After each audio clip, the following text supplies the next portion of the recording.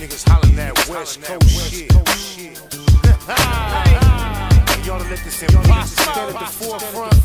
Fuck you, hoe ass. Red flag around my face, no, this ain't game. Still rockin' G-Units with the cherry red swing. If you beefin' with Spotter, then you beefin' with me. It's peace smurf. I eat beef like taco meat. Catch you coming out the barbershop, line your ass up. Who on what? Y'all can line your ass up. Nasty Mark, I heard you talking slick about my nigga. I'm taking this phase like he left me at his dope spot. Big Dana tied around a motherfucking Mac 90. Me and a couple of homies up in the black Denali. Deuce 8 spinning new babes, nigga. Levi sagging, peep my swag. Hop out the motherfucking window like Deuce and Hazard. 223 sound like a church choir clapping.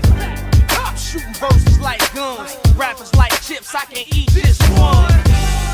Denver plates on the pores. Fuck metaphors, I'm using metal force. I make bodyguards, get bodyguards. Too shy, hit niggas body hard. Landlord missing, I done had a rent, bought a brand new lack and moved about that bitch. Sipping on the cold old English, getting head from a hoe that don't know Boy, you ain't fooling nobody, talking about body bags. You probably take Pilates and karate class. I told Annette that I really hate to do it, but on the set I really couldn't wait to do it. Hung up the phone and I stepped in the booth, armed with nothing more than the weapon of truth. In my heart, knowing I'm finna pick a son apart. He done got a war cracking, he ain't really wanna start. I'm a blue belt. Spotter get judo. Get it? Jimmy Iovine Green, judo. You can't spell the West without the E and S. Those just sound depressed. Must be his PMS. Prostitute, ass naked and fuck on his period. We gangbang gorillas, can't fuck with us, period. Damn, how much dick can the murder game handle? With his red toenails and his hurricane sandals. G-West bangers active in California. Whack wall, whack. Take that shit back to Oklahoma. Joey know he a hoe, he know me. Before we was banging, I was hanging with his OG homies. Awfully professional, I knock off amateurs. And you can be the next to get caught on camera. Abracadabra, fall back faggot. A crip on game dick, I call that man. I'm on the throne, your baby mama all on my dome. And you can tell your mama stop calling my phone. It's on. What you mean that's for big face? Homosexual? What you mean how to dictate? This ain't no script, I'm real life dangerous. Killing your career got you feeling like dangerous. I get more cheddar, I spit more wetter. Until you gone, the West won't get no better. You hear this shit? Niggas shitting on the track. No fabrications, just spitting on the facts. He don't know all the mess he started. Guess he's starving, but this could get messy, Marvin. Sebo told me don't do him like that, but he spoke on the low like he knew me like that. He's 40, I ain't never met him before, but I'm a banger, I'm just letting you know. The kill's still talking, but everybody know the real. Game over, it's just overkill. Spot a loco, bang the most. This G-West Baymax, bang the dose. Y'all sound like busters, banging coasters. Ain't no hood out, bang the coasters. Can't no hood out bang the lanes on the flame. You fucking with a banger game. Area code 310-420-8572. I love you, mama. Shame on me. I know I ain't shit, but it's the truth, though. On my dead homie. Rest in peace to the beautiful soul that gave birth. Curtis, 50 Cent Jackson, my low, G-Unit, for Death Doe.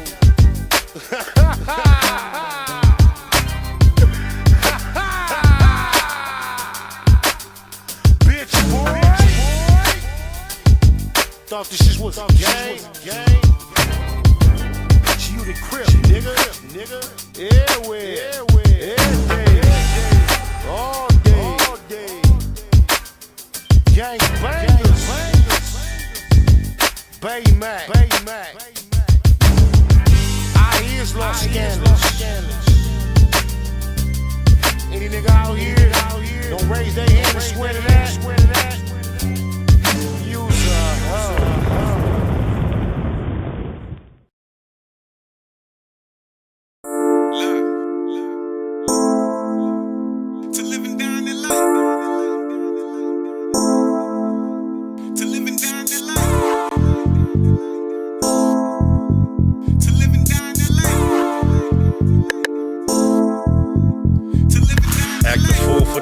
never spend it wisely. See, some supposed to wanna see me win, despise me before my eyes. In disguise, ain't got no friends. Mama been advised me, instead of building me up, they minimize me. In the end, all the energy just energized me. On top of the sin and that genocide me. Same time, no kind trying to genocide me. Set tripping days, finished finally. Been behind me, go on, run that business by me. I'm a businessman with a business mind, handling business with a big ass cig beside me. Y'all know me, no sleeping, no slipping. Still hit the streets one deep and go dipping. No retreating, no tripping. Think twice before creeping on crippin'. It's me. Cause these streets ain't playing fair. You niggas want a problem, we can take it living down that life. Your own homies that'll take you out. I pray to God that I make it out. Down that life. Where niggas chucking up gang signs. Get it cracking in the summertime. Down that life. Nigga, all that shit trick. Everywhere I go, I keep it with it. Down that life. I handle business, keep my hand on the stizzle. By any means necessary, nigga, I'm a kizzle. A dog in the spider, creeping back on the mission. So you bitch ass niggas see, don't act different. You know I'm with it, cause I'm down for the cause. Fuck the police, I'm breaking the law. Big drink, big smoke, and some big guns. To let you know, motherfucker, that I ain't the one. And nigga, that but you can call me Dad Dilly, I'm the crib guy. Hard praise in the city, on crib. But see, you better not slip, you get faked down, laid down, all by the cliff. You know the lokes is out, the dogs is out. You know them niggas that you let it hate with no doubt. You know it's DAT and the SPI. We represent West Coast to the deck. To live it down the life. Cause these streets ain't playing fair. You niggas want a problem, we can take it. To live it down the life. Your own homies that'll take you out. I pray to God that I make it out. Down the life. Where niggas chucking up gang signs. Get it cracking in the summertime. Down the life. Nigga, all that shit trick. Everywhere I go, I keep it with. To living down that life. We getting rich off beats.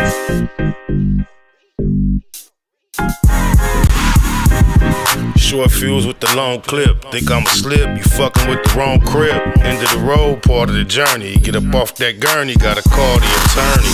Time is money, mine kinda expensive. You can find me minding my business. Love blind, I see y'all hate me. Sleep with one eye open, heat off safety. Smoking medicated dope in my own lane. Sophisticated scope with the long aim. On one, out here hitting corners. On us, better act like you know, cuz I'm in a function by myself.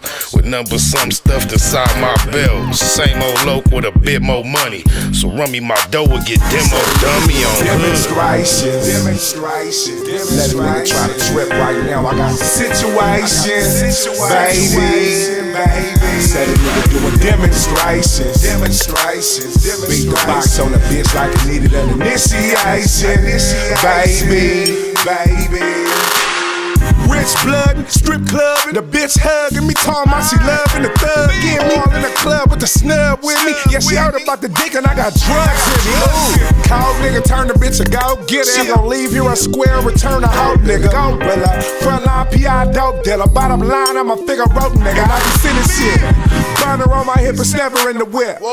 Real gangbangers know the manuscript. Got my eye on the homies and I watch the crib. Heavy on my tip, cause niggas is pushing politics. And Dimmer Lane is my affiliation. Let a nigga play today, I got the situation. I leave a pussy bleed like administration. Stretch a nigga like a limo, give a demonstration.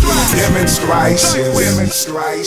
Let a nigga try to trip right now. I got the situation, baby. Said a nigga doing demonstrations.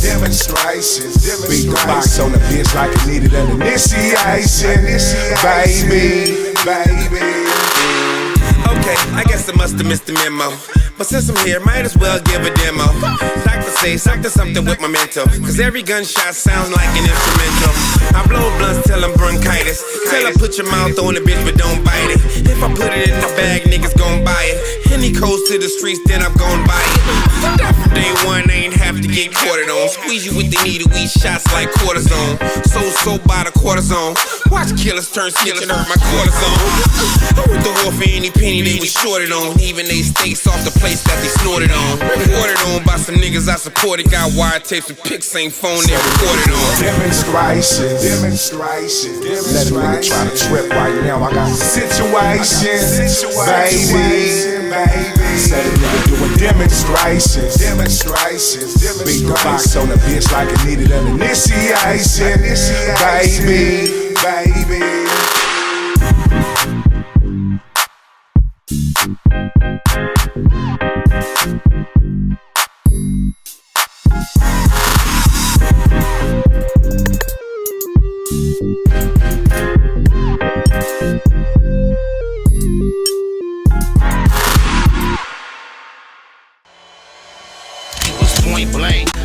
subliminal dissing. When I listen, I can tell you never been on no mission. Sticking to the script, don't care if I offend you. Neighborhood crib, the marathon I overlook continue. my competition, never seeing them.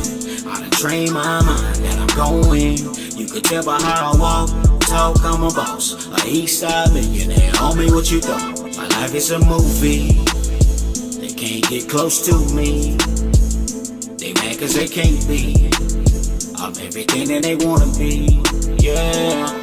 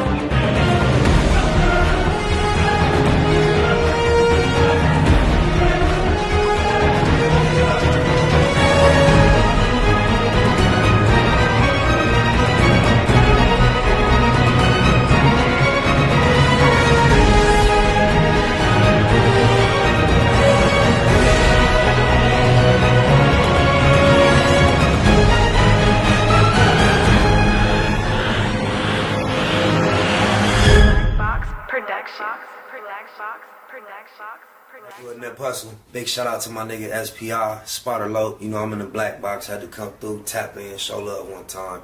Yeah, y'all make sure y'all subscribe. Stay tuned, all that. It's the homie cook-up boss, goddammit, Cub Low. And y'all tuning in to the Wake and Bake Show with goddammit the homeboy Spider Low. I'm here with SPI, the realest nigga in LA. Spider this bitch. My name is Spider Low.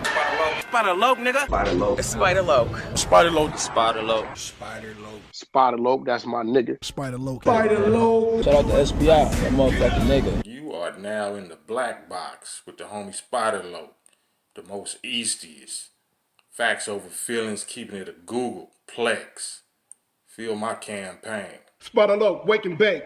Better keep it Google, nigga. Loke is in LA somewhere doing what he's doing.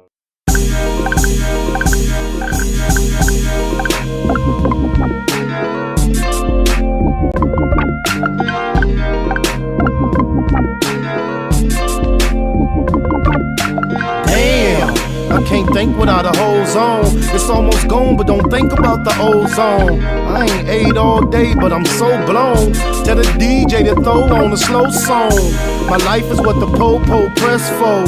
South Central is so stressful. In the city of the bombest herbs. The only way to loc know the calmest nerves. Females say I'm a conceited nothing, no good, only call when in need of something. It's a thin line between a love and a lust. Should never have young cuz in the cuffs. Gotta be cool with them first advances. Working in these uncertain circumstances. Fake ballin' had you broke with a buzz. Pump your brakes, come smoke one with us. And we can get high, y'all. Never know when we gon' die, y'all. Come smoke one with us. Come smoke one with us. And we can get high, y'all. Never know when we gon' die, y'all. Come smoke one with us. Come smoke one with us. I get high as the heights that I'm reaching to. Put a few in the air for Big Meech and Blue. Grind hard through the middle of the night. Shit, I might see a little of the light. I never sleep, barely get some rest. I swallow my blood before I hit some stress. Roscoe's on the east, a hit to west for jacks. Pockets fat, I just hit for racks. Yeah, that's where I can get some clothes at too. It's already one and it closed at 2. Fast lane, ballin' out, racing the range. Gangbanger, all about chasing the change. I'm icy, judge and the jury. Ain't trying to see the judge and the jury. Eastie, represent the E&S, but I still Baymac like BMF. And we can get high, y'all. Never know when we gon' die, y'all. Come smoke one with us. Come smoke one with us. And we can get high, y'all. Never know when we gon' die, y'all. Come smoke one with us. Hustle, listen, come, hey, look. Get money every day like it's no thing. Buy a zone of that cushion, smoke the whole thing. Rolled up deuces, carry 4-5. Off a half a gram of kush, but we so high. South Central where they murder with no alibi. Do walk-ups and don't respect drive-bys. We some young killers, still some fly guys. Naybahood near Bustle and SPI. We rich roller coaster cribbing, that's our lifestyle. And that explains why my neck and wrist iced out. Smoke big blunts, and ride luxury. A nigga beat his bitch up cause she was fucking me. And then I beat the pussy up and told her it'll be alright, just tell me every time he mention me. Yeah, and that's just how it's meant to be. It's an in-hood thing, Slauson after century. And we can get high, y'all. Never know when we gon' die, y'all. Come smoke one with us. Come on, come smoke one with us. come on. And we can get high, y'all. Never know when we gon' die, y'all. Come on, come smoke one with us. come on. Come smoke one with us. Come on, come on, come on. Come on, come on, come on.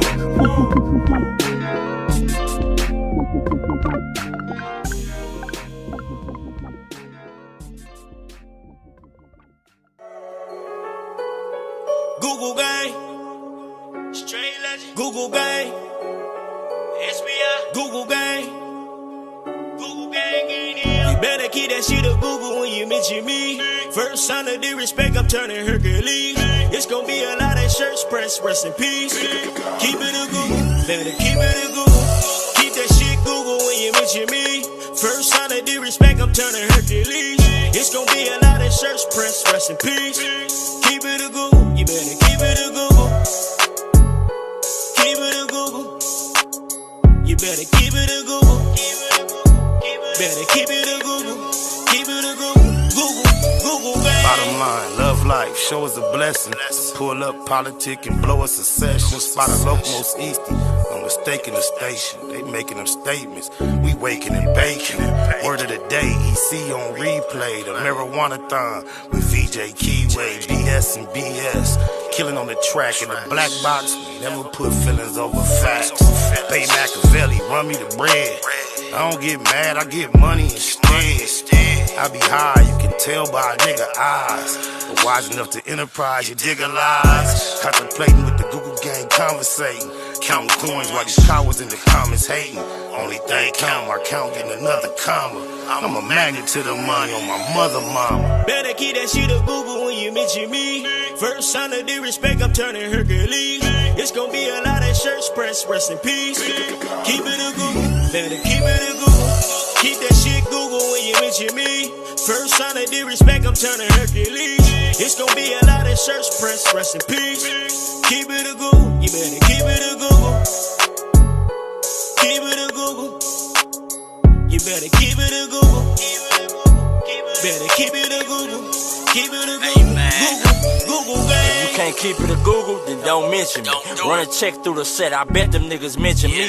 Red Bull and Hennessy, I keep the same energy. No matter on a solo or a couple homies with me. Tell them come get me if they want confrontation. I keep a couple shooters with me. And we right here waiting on shit to pop off. Take a nigga top off, you tempt me. All that BS, you can miss me. Slide down Century, doing about 60 in the gutter lane. Faded off yak and drop the pistol, hopping out the rain.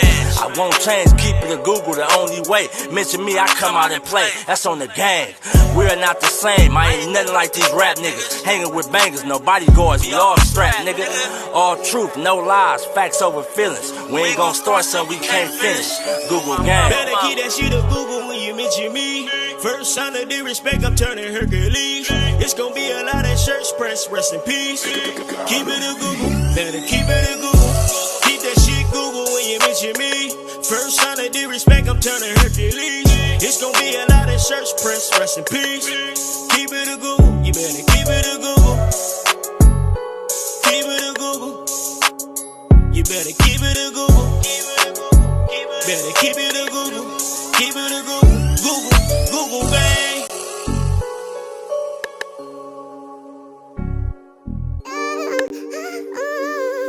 Yeah, nigga. Still double ballin' on these nigga though. Riding around with that 40 by my lonely though, nigga. Riding around town with my bitch. And if a nigga got problem with my best friend. You can see me in the streets with my best friend. I got that 40 on my lap, that's my best friend. Riding around town with that 40, nigga, by my lonely. Can't trust these niggas, cause most of these niggas acting phony. Talking about my day one nigga, he used to be the homie. Started at the sandbox, till he started acting funny. First I gave the trust until the nigga tried to pop me.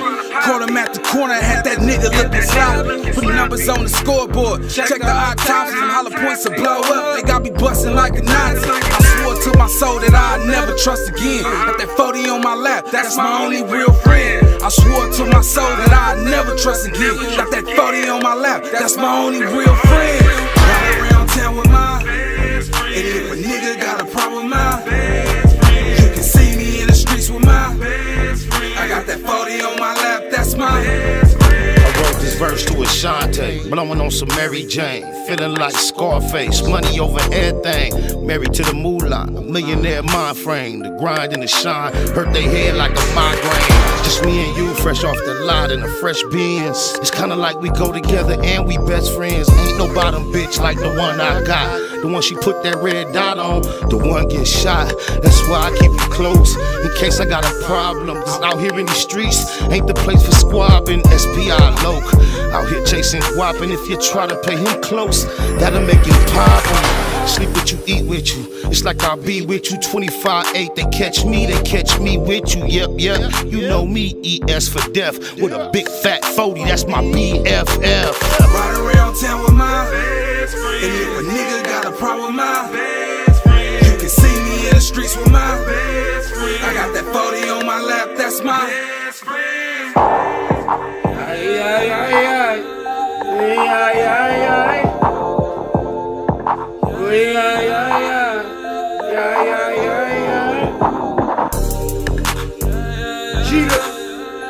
Gratitude is the attitude. He's safe in the squad, cuz. And he ain't even mad at me. Best friend, Spotted Loke Nina Boy, available on all digital platforms. You dig it, lies? Gratitude is the attitude. That's Jeter. Capital G, capital I, capital T, capital A. And we feel like gratitude is the attitude. Strictly cause this show is a blessing to be in the black box and blow us a session. Being my good peoples, the Google gang, some visitors, family members, and friends. Very few of those, as it goes. Largesse. Largesse is the enunciation. Let's see. Recovery partners. Hey, guess what, y'all? I was trying to, the intro was so long because I got somebody finna pull up and drop something off. So I was trying to time it and play videos until I had to step out real quick. So I might take a break as soon as they pull up. But, largesse refers to the act of generously giving money or to the money given. It can also mean generosity. The families who lost their houses in the fire sincerely appreciated the largesse shown by the people from their community. The local business owner is a philanthropist known for his largesse. I'm not sure I pronounced that word straight. Bam. Okay. Hey, cuz. I've been trying to tap in with you this morning because I was going to ask you, would you be willing to call in to the live? And I happened to be on the live when you called me back. And we started our intro off advertising April 3rd. Two Mac the Box, Naybahood Nina, BoskHoe, the bitch boy no honey.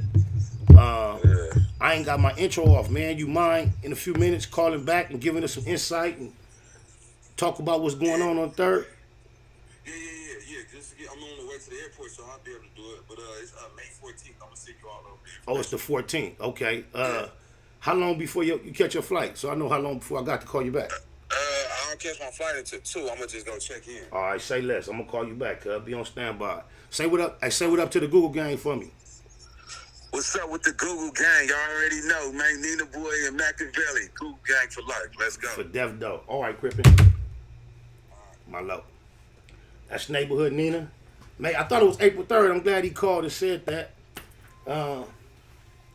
I find it interesting, entertaining, exciting that the homie, Naybahood Nina from the 9, you know, just in front of all of our eyes, similar to C-Mac, perhaps not with the same amount of velocity.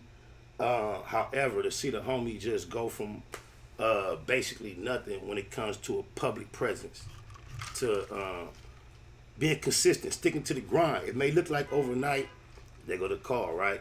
Oh, my mama, so we gonna do this real quick. Oh, my mama, like, check me out though, like, we gonna put this up. This what we was promoting, right? So we gonna do this like this one time. It won't be long, y'all. I just heard the horn. I know y'all heard it, but I gotta get that. That's a mail that belongs to me. So we'll do this one time. Okay. God damn. Here I come. Oh, my mama. Here we go. When it's on, the homies whistle for me. I'm known to keep my pistol on me. On deck in a G'd up fashion. Chrome tech tryna see what's cracking. When it's on, the homies whistle for me. I'm known to keep my pistol on me. On deck in a G'd up fashion. Chrome tech tryna see what's happening. Swear up and down, you the homie, but how? Ain't know me but now. Throw me a thou. Taking flight while you shaking the dice. Crack a glass jar, call that breaking the ice. Have to fuck around and find a way to offend me. Now you on the ground, 98 to McKinley. Evidently, everybody ain't born hogs. I'm just trying to warn y'all cornballs. Bombed on him, then I bled him with a bottle. Bitch nigga never should've said he wanna squabble. We Thunderdome off Thunderbird, and I'll run the bird and the Thunderbird. You heard? Probably should've stopped your gripes. I'm a lope, you ain't got no stripes. And a little homie stomping him out. Jumped him, now he talking about dumping him out. When it's on, the homies whistle for me. I'm known to keep my pistol on me. On deck in a G'd up fashion. Chrome tech tryna see what's cracking. When it's on, the homies whistle for me. I'm known to keep my pistol on me. On deck in a G'd up fashion.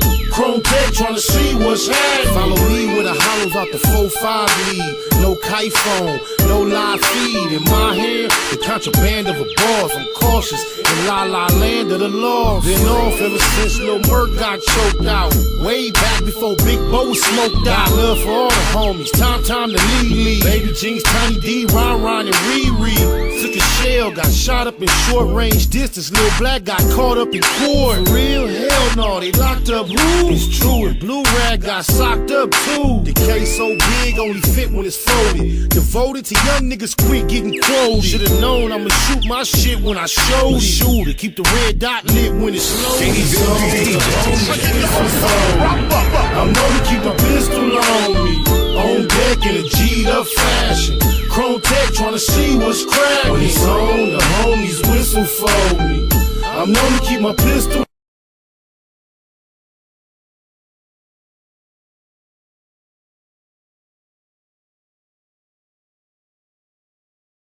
I don't know what happened. Can y'all hear me? Can y'all hear me loud and clear? I don't know why it stopped playing. Oh, mama. Yeah, like I was saying before we was interrupted by the mail run. I'm glad to see the homie take his grind, his public presence grind from nothing to something, and be consistent with building. And now he got to the point where, you know, the goofiest nigga on the internet giving the homie a shot at some shine and some change. It's so ironic how he pick his fights, just thinking, you know, he picked the homie. The homie ain't been around that long as far as all the personalities that Ho No 100, BoskHoe, Ho No 100, done clash with. But I'm glad he chose some crippin', some East Side crippin', you know. I know he on some real friendly information. And you know what else? Guess what? Remember, Cuz said 100,000 when him and Gonzo got out. I happen to be privy to what Gonzo happened to tell me, 30 bands, right? He was trying to invite me to participate. In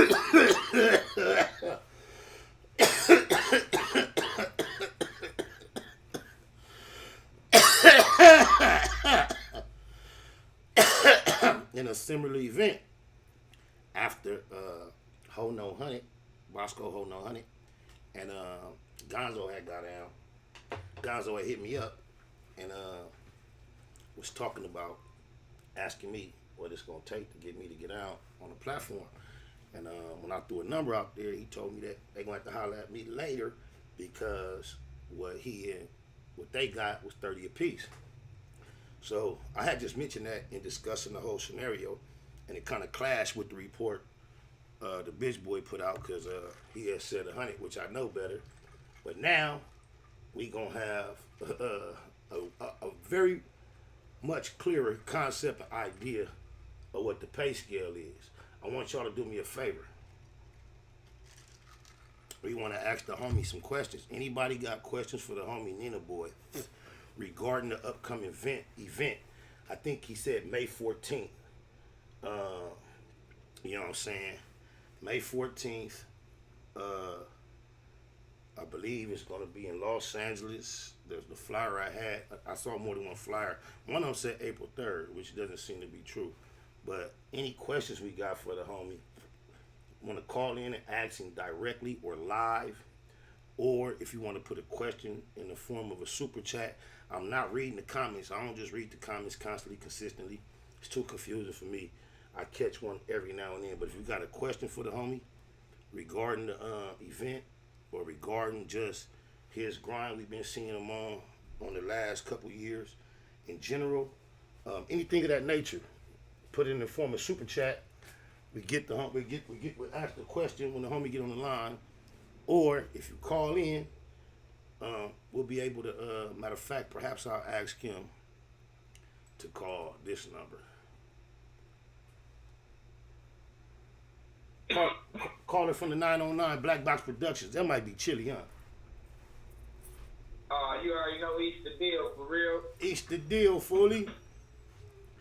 Hey, Chili, I was just looking at them drops. I said, man, I gotta do the homie a drop, man. Let me get up in that drop set. Hey, you should. Hey, look how late you is. How it take this long to cross your mind to do that? Hey, look, you know what? You know the name, the person I seen. I said, I gotta get up there with Cuz, man. Who? Cam and all, like Cam. Oh, okay. I'm just saying, your name be mentioned in the Eastside Legendary song, so I'm just saying. They know mine. Hey, tell me this though. What you think about what you think about the upcoming bout with Naybahood Nina and BoskHoe? Honestly, whatever you gotta do to feed the family, you know. Hey, I'm all for whatever you gotta do to feed the family, you know. Just go put the hard work in. Don't just get out there and bend over. I'm just saying. Shit, go. I'm just saying. You got a favorite in the fight? Who you think got the action at getting the W? Oh, I'm gonna go with Nino. Do you anticipate? I'm gonna go with Nino. Do you anticipate? You know what I've learned. In boxing, it's a lot different from fighting. Boxing is truly a sport. Fighting is typically something done out of anger and a sense of survival. I know once you get them gloves on, they heavy. We seen BoskHoe Ho No 100 last bout. Wasn't much activity. I think that we might over anticipate more action than we gonna get. But I want to send a warning to the homie. That's why I want him to call in live. Because if y'all don't recall, BoskHoe has an affection for male nipples. You digitalize. Yeah, so I think it's very important that we might tell the homie he want to wear a tank top. Because I remember, I should have loaded the clip up, but BoskHoe Ho No 100, Cuz was on live with a man. And he was, that's his thing. He's been doing it for years. He goes live with niggas. Sometimes he got his shirt on. Most of the time he has a shirt off. So he do live with a nigga. A nigga came on his live with his shirt off. BoskHoe got speechless and was mumbling and stuttering. And then he just kicked the nigga off live. And then he started explaining why he couldn't be on live with dude because of the type of nipples dude had. And he started saying he had the kind of nipples that he liked. He loved the dude type of areolas. So I was kind of thinking he was pretty harmless toward Gonzo in the ring. And once he was able to share that bare skin rub exchange with Gonzo, he seemed to come on the other side very fond of Gonzo, speaking of him in a very romantic fashion. So I think the homie need to wear some type of gear, but that nigga might be nipple hunting. What you think, Vicious? That's exactly what you think. I'm just saying. Hey, I'm trying to figure out like where can you go to the place best? Cause I got 500 on Nina boy. Well, nipple hunting.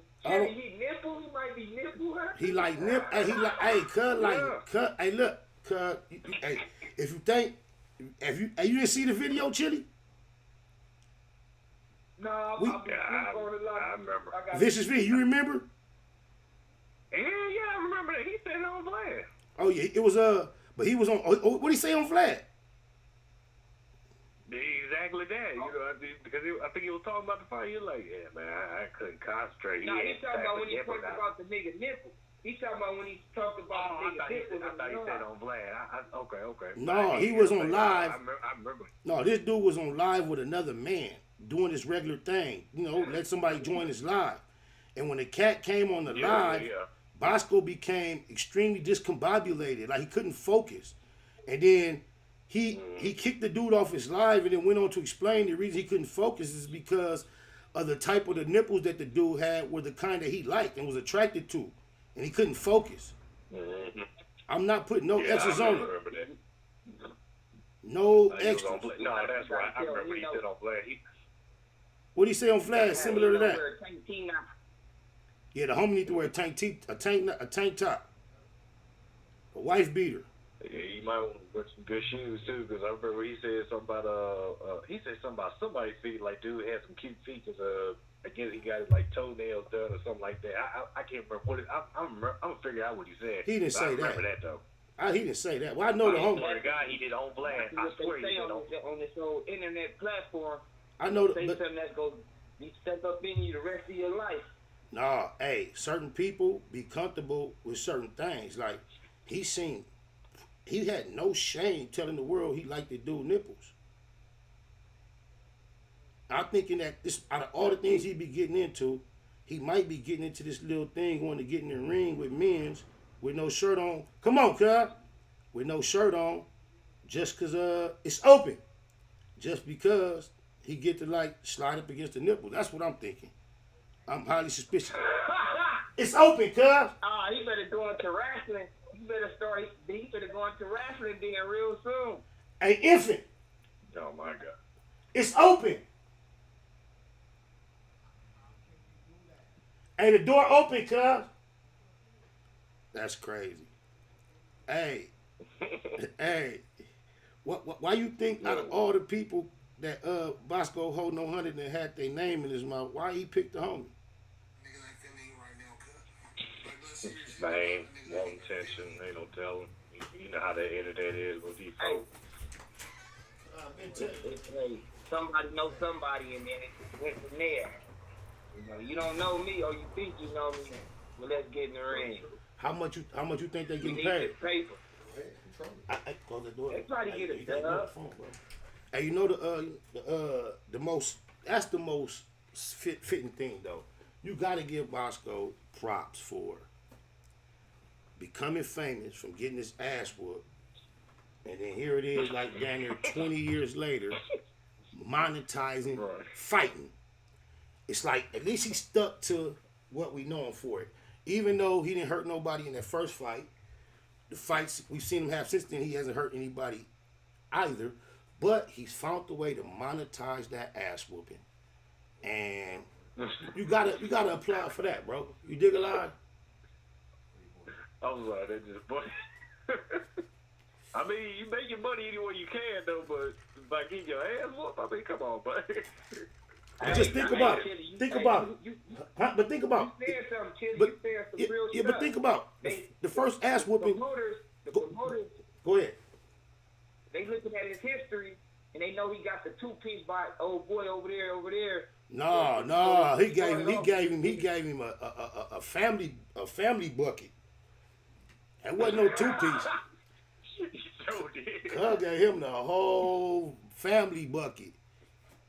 And he taking that and he trying to flip it. He trying to become a winner. I know, like there's some there already is some winning involved at this point. You know what I'm saying? Right. Yeah, he turned it into a winning situation. Like he took an ass whooping, a horrible ass whooping, and he was bold enough to stand in front of the world, like he was the winner. And now somehow, whether he can or not, fighting is becoming a payday for him. 334 area code. Where you calling from? Man, this Don Casanova, Baby Sean Gold podcast live from Montgomery, Alabama. What it do, man? What up, Bama boy? What it do, man? Oh, I can't call it, man.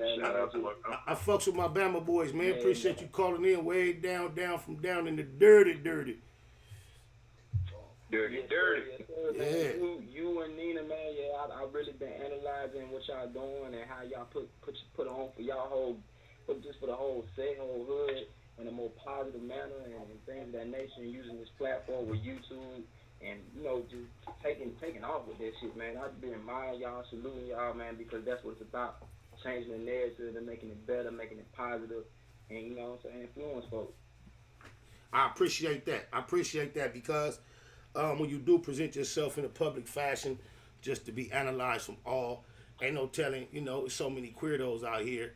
It really resonates when a real one from so far away tap in so easily, because a nigga don't do nothing but just be himself, you feel me, and try to chop it up. And I was honored for the homie to jump in the lane, you know, similar to mine, and be so successful. It really feel good to have a homie out here just covering the other bases, because we extremely different.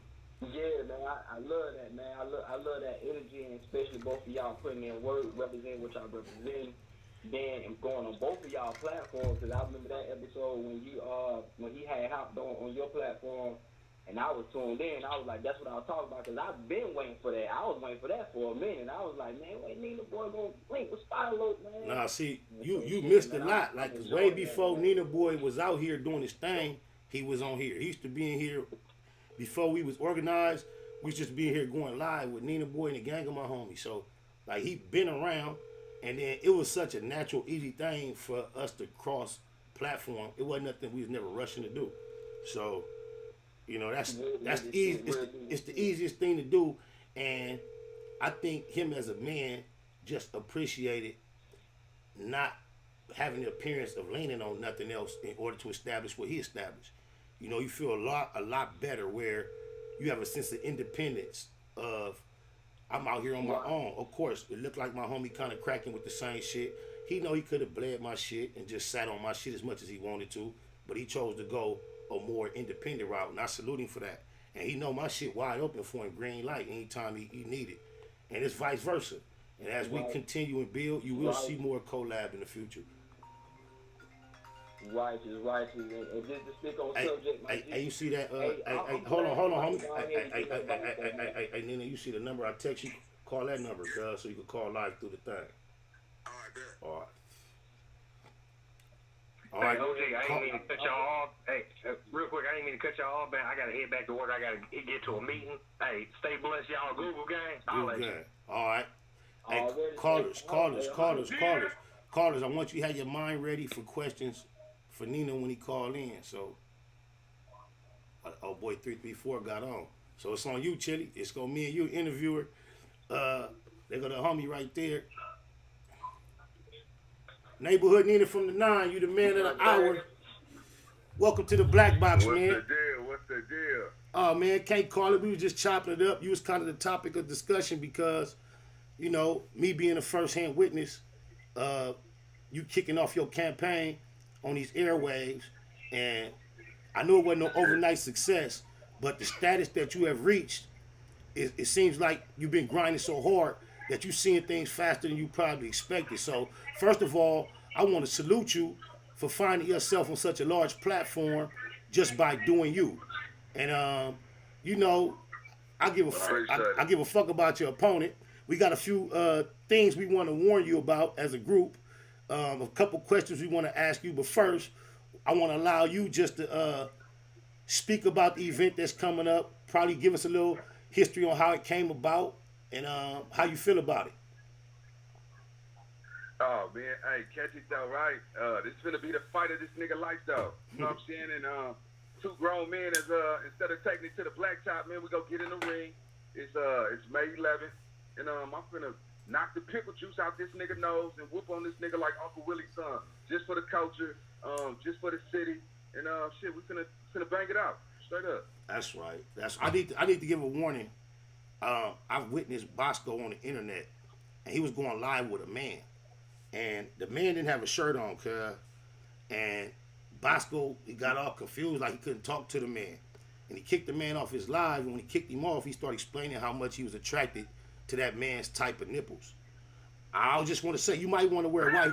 You might want to wear a wife beater, cuz, when y'all get to doing that clutching and shit, cuz. You don't know what cuz gonna be thinking about, cuz. Eastside Crip.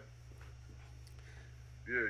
No, I'm just fucking with you, man. But I'm proud of you. I'm gonna make sure we pump that date. I know you ain't no professional boxer. I know them gloves change things. The actual dynamic of getting cracking. But I hope you get in cuz ass though. I hope you serve cuz. Oh yeah, you know that's the ultimate goal. Get the bag, nigga. Bottom line, get that bag. That's the ultimate. Hey, but look, I tried to take it to the street. He declined the street. So you know what I'm saying. This was his play at this point. He didn't want the street. So that's when I called him out. He said, "Let's get in the ring." So 11 Network called me, and I said, "Yeah, let's bang it out." So you know how long you've been popular doing this shit, and you know how long he's been popular. You know how many other personalities he's clashed with. What you think make him go past everybody and pick you? The shit I be on though, that shit penetrated to that nigga's skin though. He couldn't deny that shit. You know what I'm saying? I'm an east side nigga, you know what I'm saying? So, hey, I was trained to do this, man. You know what I'm saying? I know how to get to a nigga heart though. So, you know what I'm saying? Nigga woke his game up and shit. He seen it was real, so he jumped on the phone and made some calls, and that's how I started. My initial beef was when a nigga put out 2 chopsticks on Instagram talking about, well, no, let me take that back. It started from when we was in the studio, and, you know, that little funk that y'all had going on, and, you know, little shit like that. And then it started from me spectating on the same shit he do. Give his opinion. We YouTubers, you know what I'm saying? And I gave mine, and it started moving a little traffic. But when I got serious, when a nigga put out 2 guns, for those who don't know how I talk, 2 chopsticks on Instagram, like, I smoke blood. Like, all right, niggas, all right. I feel it, though. Nigga, hey, catch this shit, though. Hey, I ain't never seen no nigga pull out some guns on Instagram saying he'd kill somebody on Instagram. Come on, cuz. Wow. That's all. So, that's why it's really flaming up behind that, though, because I want to see what you standing on. Because, nigga, you'll pick up some chopsticks. Yeah, nigga. Well, he really, I'm real suspicious. He really just nipple hunting, so keep that in mind. I'm just saying, I don't think he gonna shoot nobody. I can't believe he did no goofy shit like that.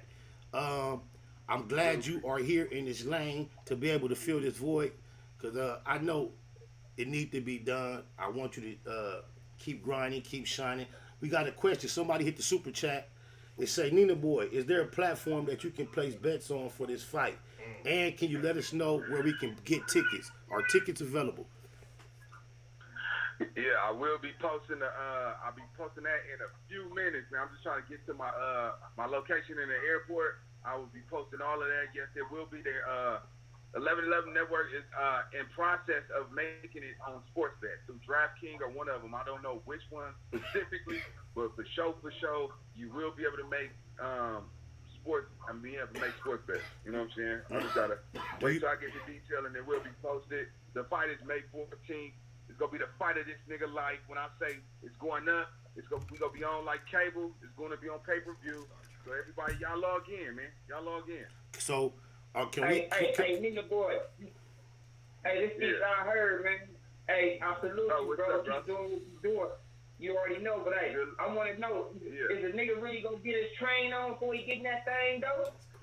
Man, I'm finna go hard. You know what I'm saying? I'm already in process. My eating habits changed. Smoking, drinking. I don't want to be around nobody that even drink or smoke. You see what I'm saying? But that nigga talking about he went out and celebrated, he eating red meat and he still smoking and drinking. He think it's gonna be that easy though, but he ain't never seen no East Side nigga get in that ring to the crib walk with that nigga up. So we gonna see what he's standing on. At any point, are you gonna be comfortable discussing the bag that y'all gonna be receiving? I'm not gonna put you on the spot at this point, but you know it's some controversy. It's some controversy based upon. It's definitely definitely a bag. I'm not gonna speak an amount behind it. It's definitely a bag. I ain't one of the niggas that put paint where it ain't. I just can't speak on the logistics of the bag. You know what I'm saying? But it's definitely gonna be a bag. It's not gonna be nothing that what he claimed and made in the last time he fought. Thank you. That's all I want to say. Thank you. That's all. That's the only vindication I needed based on the confusion that was discussed about the bag last time. That's all. It's crazy how things come full circle. But I gotta say this. But the projections is for us to make something of that. But that's not. You know what I'm saying? That's not obtainable at this point. So I ain't gonna lie and say some shit like, yeah, we finna. Nah, but if the sales go right, yeah, we definitely in the mix to make a lot of money for sure. So is this something? Is this something you view as a one-time thing, or do you see a future in this boxing thing? Cause it seems like it's something that's developing. I definitely see a future in it.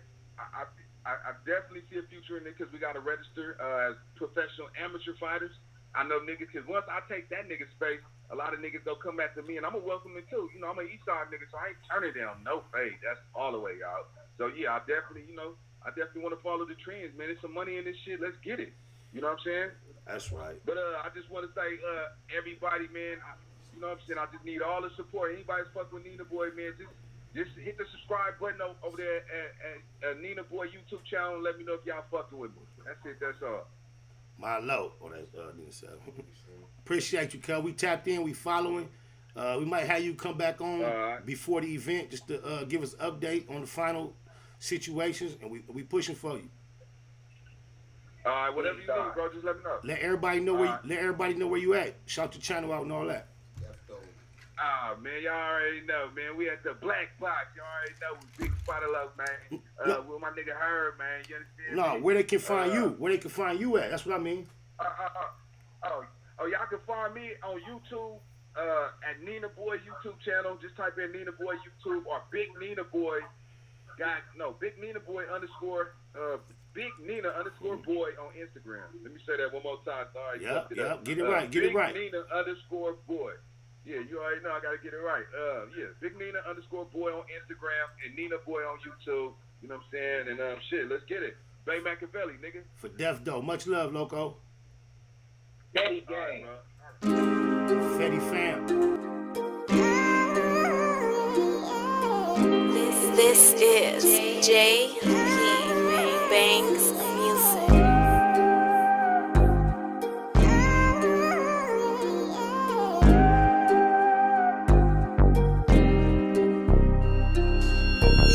When you're sticking to the script, it's a lonely road. Before they left the hole and tank the big homie told. He know the way this testimony hold. On that low foe, they gon' politic on him cold. SPI Bank EC for really though. Used to really go, ask my nigga Chili Mo. Had a cold gun game, crazy knuckle up. Bust on enemies with baby double up. Back and forth with the main streets on 98. Q9 cell, me and Lil Johnny Ray. Posted up on Colton with a big ratchet. Way before Lil Wayne threw on that snitch jacket. Walked the yard with Slim Bag, what up Big Drac? Gave them back they L cuz you did that. Love my lokes even if we don't interact. Lil Mont, Baby Psych and Lil Black. EC. EC. EC. EC. EC. EC. EC. EC. 97th Street, smack dead in the Middle East. Fuck the police for King Ron and Lil Reese. Tell the truth, SP3 never lack rhymes. Sometimes feel I might die behind my rap lines. We ain't in Malibu now, we in Maui. Baby Pie, EC, Bear, me and Wowie. Tico, Kiko, EC Red. Still can't believe Frankie and CC dead. Come to putting in work, did more than a little dirt. Airbrush shirt. Big Milk, Lil Merc, Lil Box, Baby Ant, both souls, all the coops. First Street to 24 when we call the troops. Lost a legend when we buried Bub. Coach love to the riders that carry cuz, never seen it coming. Was a little foul, still took heart though. My hat off to Lil Al. EC. EC.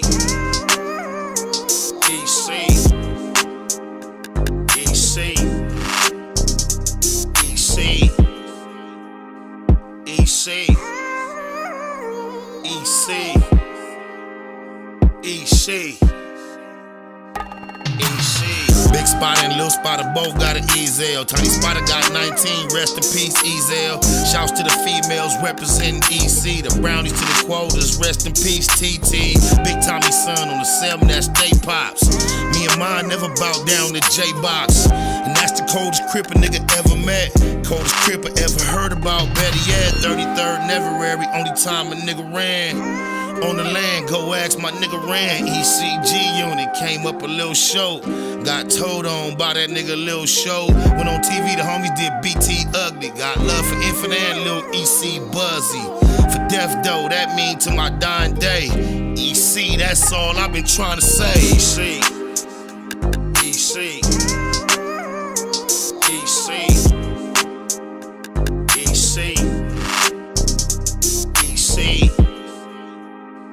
EC. EC. EC. EC.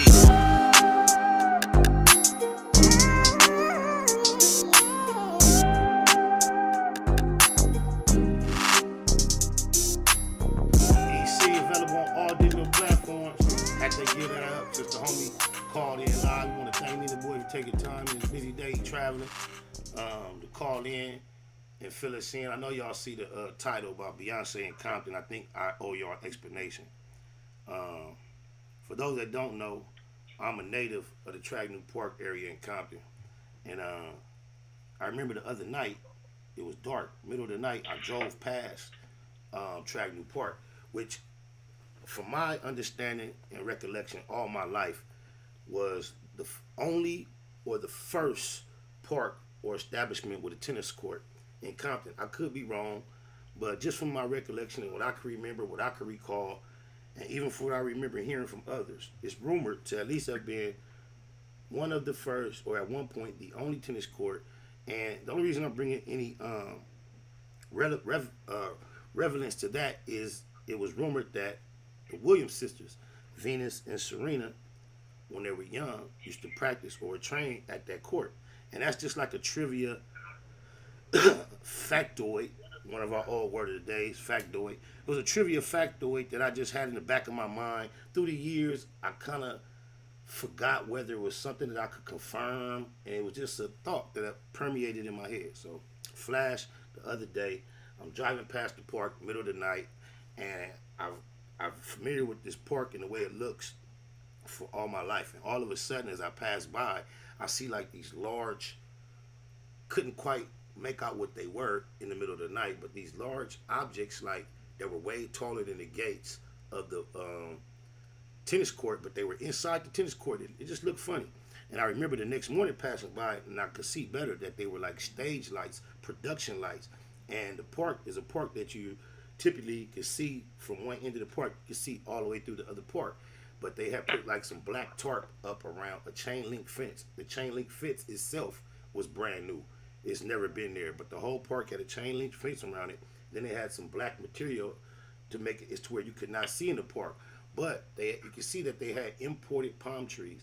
And I drove by in the daytime, and I saw that the gate was open, and you could see all the crew putting in all the stage equipment. They had up to like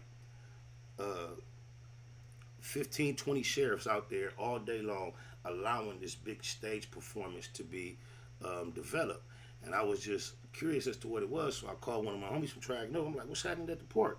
He like, cuz, I don't know, they said some awards that's supposed to be going down. I think Beyonce supposed to be coming. And I scratched my head. I'm like, damn, that's crazy.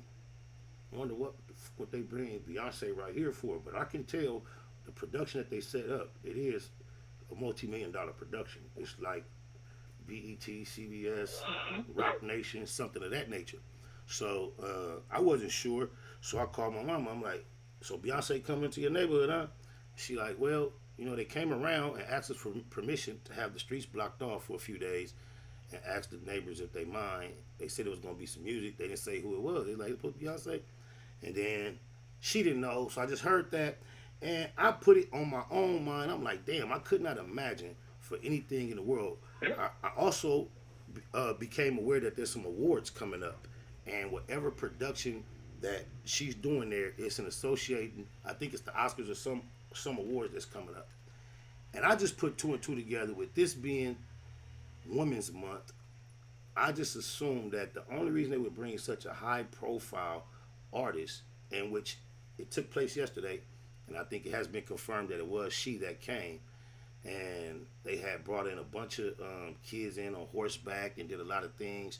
No, none of the neighbors or locals were permitted to participate, but I just think it was in some way association with Venus and Serena. And I'm just making that as a projection. The awards or the production is yet to air. I could be totally wrong. However, this is the little research I did based upon this big production in such a small park. Nobody directly affiliated with the park that I'm familiar with can give me any better insight. I couldn't imagine why they would choose this park out of all the other parks available, not only in Compton, but in Los Angeles, Southern California in particular, other than there may be some type of connection to the origin of the Williams sisters' success. And they seem to be kind of popular these days in the media, just in general, with the movie and things of that nature. I don't know if I'm for sure, but what you think about Beyonce coming to Compton, Chili? Oh man, somebody, Chili. If it ain't her, you put that up there. You ain't trying to clickbait the P nipple, but somebody finna pull up there. You feel me? Nah, it went down yesterday. Beyonce. It went down yesterday. Oh, it already went deep now. So it was her.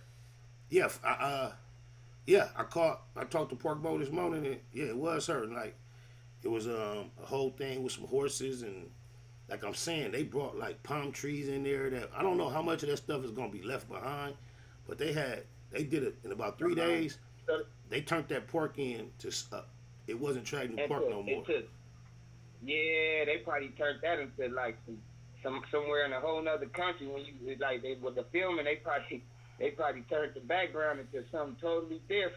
Cause I mean, I don't know how familiar you are with the actual importance of what Tradney Park can mean outside of the streets, but I don't know what would motivate them to bring it there, other than a connection with the Williams sisters.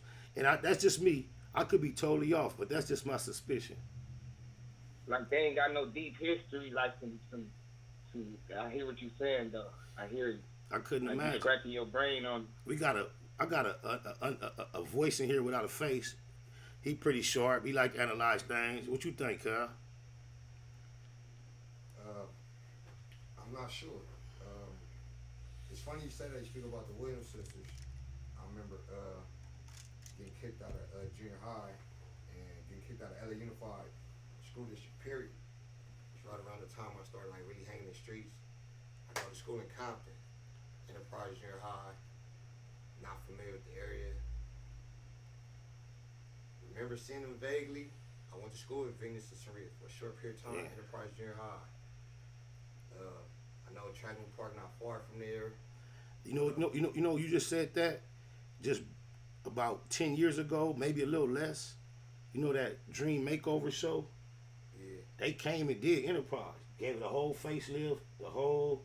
Yeah. Now that you say that, that might be a reason. Bro, this was right I didn't know they went there. Look, this is right before they moved to Miami. That's deep. Right. This was like about 14.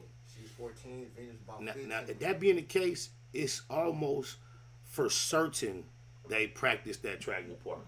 That's what I'm saying. If they went to Enterprise, I know it's not yeah. If they went to Enterprise, they practiced that Tradney Park, and I'm gonna take a stretch, which I believe it was Beyonce that came.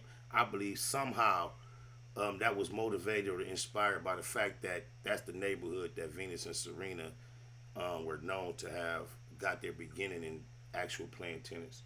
I remember through the years too, as their success was established and became greater, multiple times through the years, the tennis courts got a facelift out of nowhere.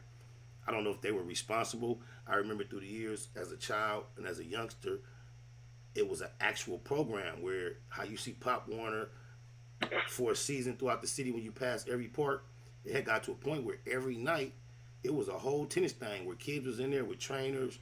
It was a whole I even know a gang of the track. Oh, they had something to do with that, kid. They had to, cuz. I mean, but just think about this. If you're from Compton, though, and there are not many tennis courts, and then, boom, Compton, Sisters, it's still gonna boom at that spot if it's the only one. You know, whether they were there or not. But I believe they were there. I believe they were affiliated, and I believe right now they're affiliated. Okay, fact check. Beyonce in talks to perform on Oscars telecast from Compton tennis courts, exclusive. The homie just looked that up on my mama. Yeah. You dig a lot? Yeah. So, let's see what they say. Let's see why. Organizers behind the Oscars are pulling out all the stops to land an iconic performance from Best Original Song nominee Beyonce. Multiple sources close to the show told Variety. While the superstar made nary an awards campaign stop over the past months in support of the track, beyond blah, blah, blah, blah, blah. I'm just looking for the Williams sisters. It don't seem like they being mentioned. Oh, bam, I told y'all, cuz. On Crip. It say, alright, it say beyond I just see their name. Let me pick up where their name is relevant. Alright, it say, the location, of course, is where sports legends Venus and Serena practiced relentless drills in their youth under the watchful eye of their father, Richard. One possible scenario would have Will Smith, who plays the tutelar character in the film, appear on site with Beyonce, and them personally, damn, let's keep doing that bullshit, like changing. But long story short, yeah, y'all see what it was. Yeah, so Beyonce came to Compton, to Track New Park, major production. It has something to do with the Oscars, and like we were suspicious of, it was inspired by the fact that Venus and Serena are affiliated with that park. That's crazy. Just think about that, Chili. Oh man, when I heard you say the Will Smith thing, I'm like, they had a co-production going on. And Beyonce, she seemed like she wanted to be in the mix like the next Oprah. Hey, Beyonce is definitely, when it comes to prestige, worldwide acceptance, as far as cross culture, she's definitely in a class of Oprah. Outside of the fact that Oprah's accomplishments are more so only comparable to men. She's been more successful without relying on the typical tools that females use, like their beauty and their talents, as far as dancing, singing, things of that nature. Oprah's established herself as a powerhouse basically by using all other gifts other than those. So they're slightly on a different level. I think Oprah is perceived as a slightly more serious person based on the fact that, you know, Beyonce has been providing pleasure and entertainment. It probably hasn't given her the chance to even, she probably even hasn't had the experiences that has caused Oprah to be such a rigid, formidable personality. But they are similar when you separate the generations, and just the fact that iconic level, they're peers. So I can agree to that. But you can't see Beyonce in the future being like doing interviews. Oh, most definitely, because just think about the Oprah left the blueprint for the interview. So interviewing is easy now for anyone that gets the public eye. Oprah showed you exactly what to do. So now think about the other things that cause the interview to be effective, or someone in the camera to be effective. And when it comes to a female in particular, beauty and attractiveness are one of the key elements. So if you just take an Oprah type and then you take a Beyonce type and you give a Beyonce type the platform to perhaps have what Oprah had, you can only perceive a more receptive energy from the audience based on appearance alone. Then there may be other elements. Just think about it. Oprah was not starting off from being a mega superstar in music. That's a built-in fan base. So who knows? With the proper structure and platform, Beyonce could take a Oprah-style show that made her such a big personality. She could take it to another level. Who knows? I definitely don't believe Oprah is going to be the end-all, be-all in black success. So even though she set a pinnacle and the bar so high, I believe that's only going to allow the next person to be even that much larger. But you got to salute the accomplishments of an Oprah or a Beyonce. I just find it ironic that just that they will wind up coming to such a familiar corner. I just remember me and Infant was just telling a story to Big Spider the other day on the phone. Rest in peace, Blackout, baby low, my nigga Freddie B. I don't know if you was there, Chili. You don't remember getting shot up at that gas station next to the port?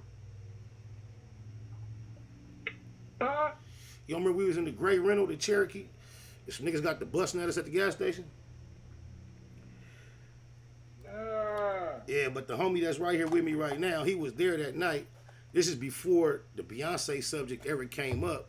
We was chopping it up with my bro on the phone, and we was just talking about that night. And then you know what else you know what happened at that gas station? Remember old girl went night-night? Right. Yeah, that's all right there. That's where Beyonce came.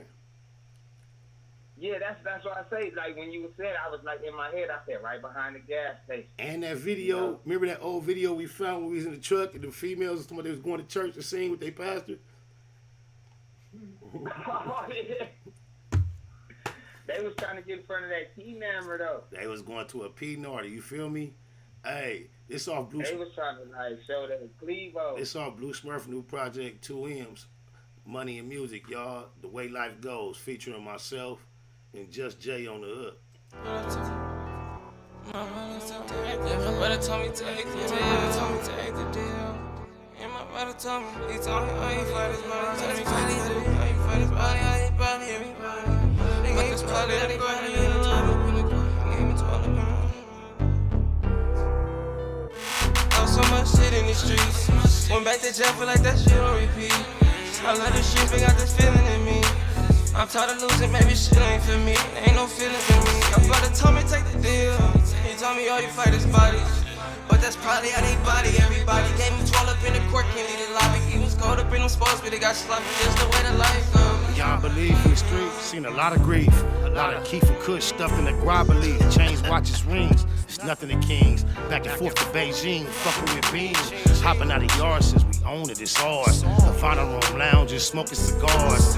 Purchasing properties, opening bars. Took licks in life, put tattoos over the scars. Rosenberg on retainer, explain how I look for real.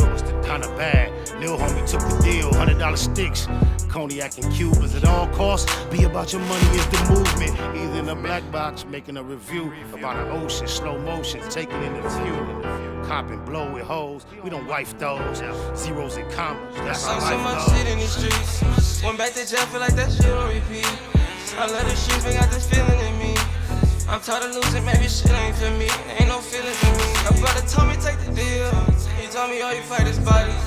But that's probably how they body everybody. Gave me 12 up in the court, can't leave the lobby. He was caught up in them sports, but they got sloppy. Just told that nigga take the deal. Blue rag tied around the steering wheel, riding around itching for a kill. Boy, this shit real. Lifestyle on repeat, sagging through the swap meet, banging on my enemies. Them niggas know I never speak. M's on the backhand, this shit to the depth. I can have $1 million, still pull up to the set. Facts over feelings when you fucking with Blue Smurf. It's crazy how your closest homies end up on t-shirts. My niggas tired of taking L's. I know that shit wrong. Got my dead homies looking down on me like a drone. Hopping out of foreign whips, politicking with the Crips. All in traffic with the homies, knocking down the field. Niggas chasing clout, we chase down enemies. Niggas hanging out, then we gon' smash off their Hennessy. That's just the way this life goes. The colors of my clothes always been blue and gold. That's on my soul. So much shit in these streets. Went back to jail, feel like that shit on repeat. I love the streets, but got this feeling in me. I'm tired of losing, maybe shit ain't for me. Ain't no feelings in me. My brother told me take the deal. He told me all you fight is bodies. But that's probably how they body everybody. Gave me 12 up in the court, can't leave the lobby. He was caught up in them sports, but they got sloppy. Just the way the life goes. So that is all about the Oscars, the movie, the sisters, the location. Even Will Smith may or may not have been there. That is awesome for the city. I hope they at least sold a lot of gas. The gas station right there was booming. Oh, my mama, I salute that gas station in Mobile because one of my childhood friends at one point had got caught up in a shooting. And he caught a body. Not necessarily because he shot someone, but because he was in that gas station and the car that he got into the shootout with, as he got to shooting, they had an accident and the driver died. And he ended up having to fight a murder based on that.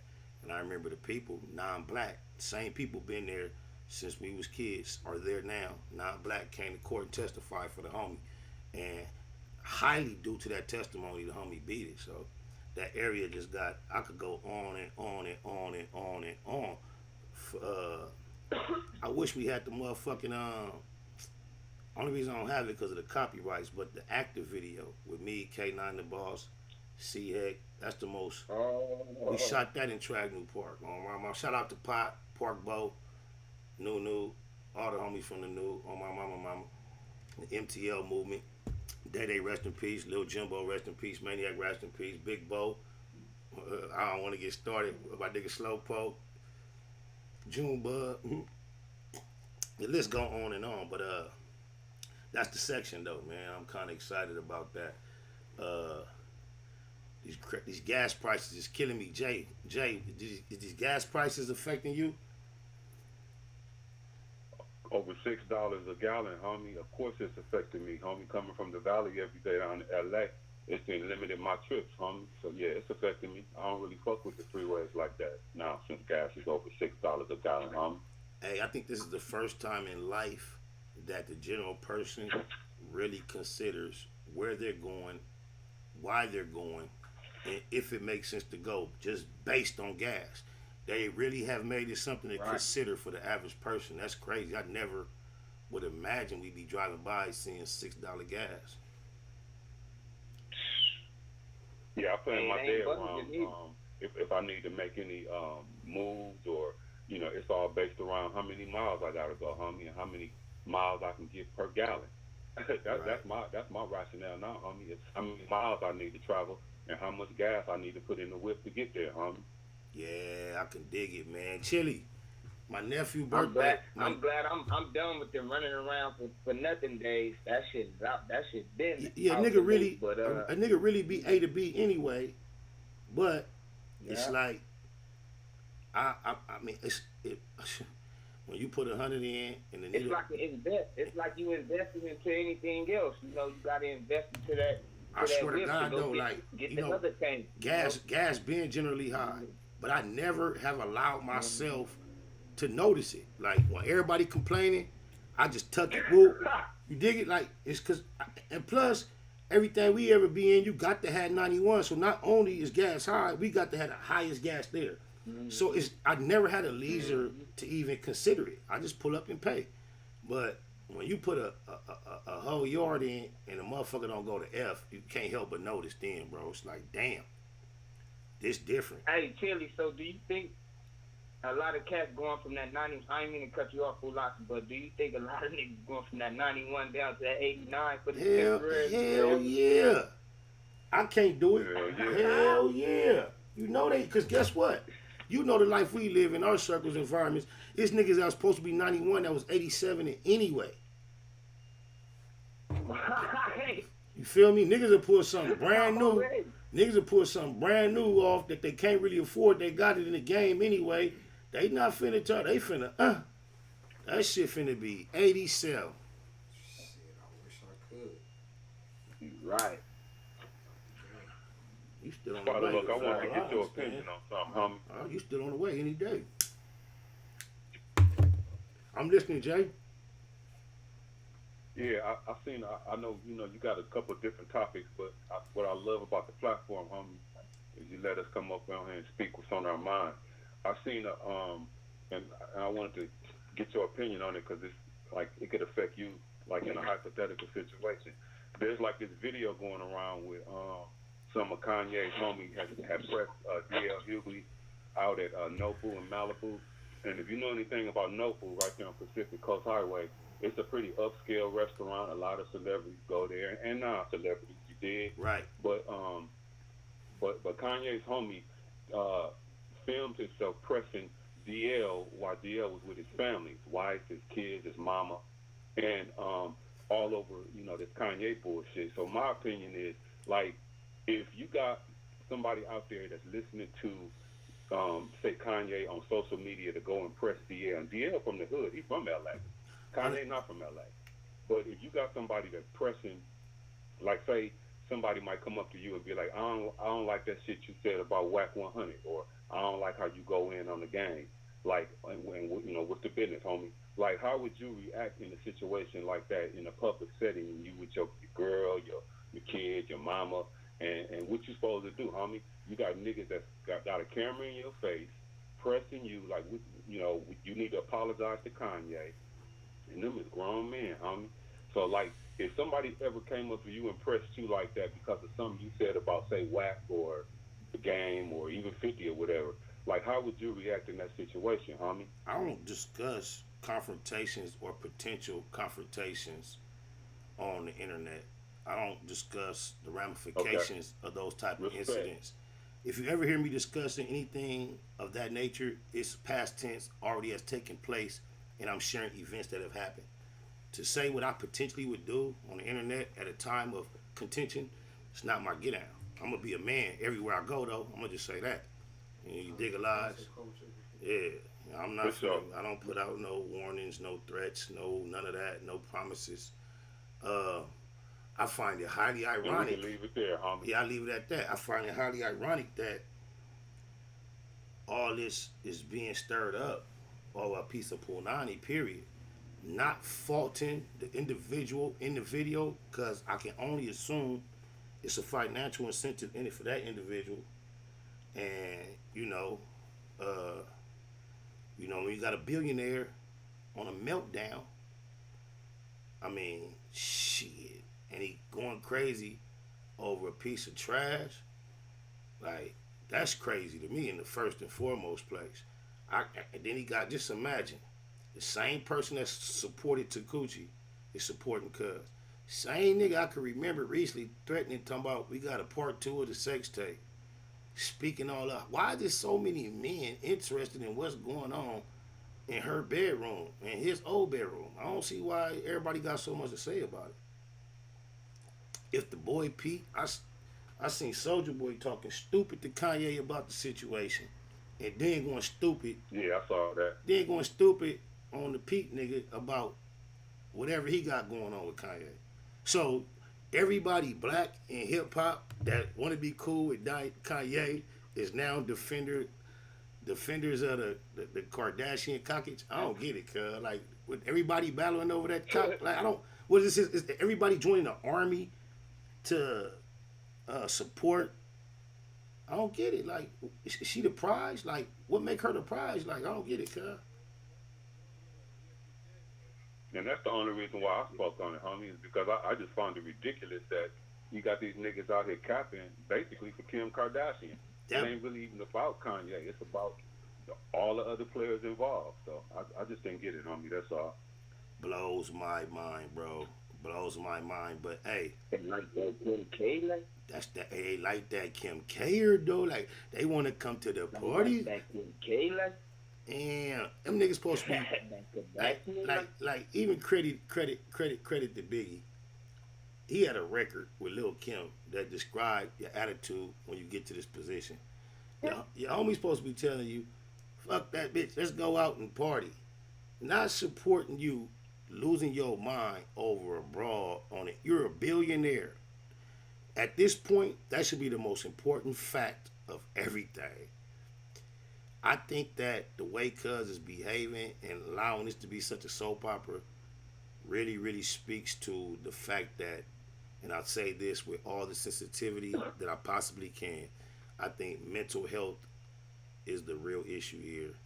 I think he's really showing us signs of not being stable.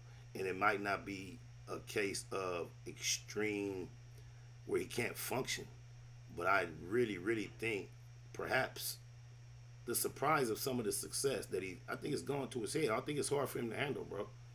I really think it is. That's deep. These niggas that support that That's nigga. deep, for sure. This nigga's so weird. He bought a house next to his ex to just, however you want to describe why he did that. I'm not even getting into that because we already know that's weird as fuck. So that's him. That's weird. But weird. That's weird as fuck. Huh? My thing is these niggas is supporting that.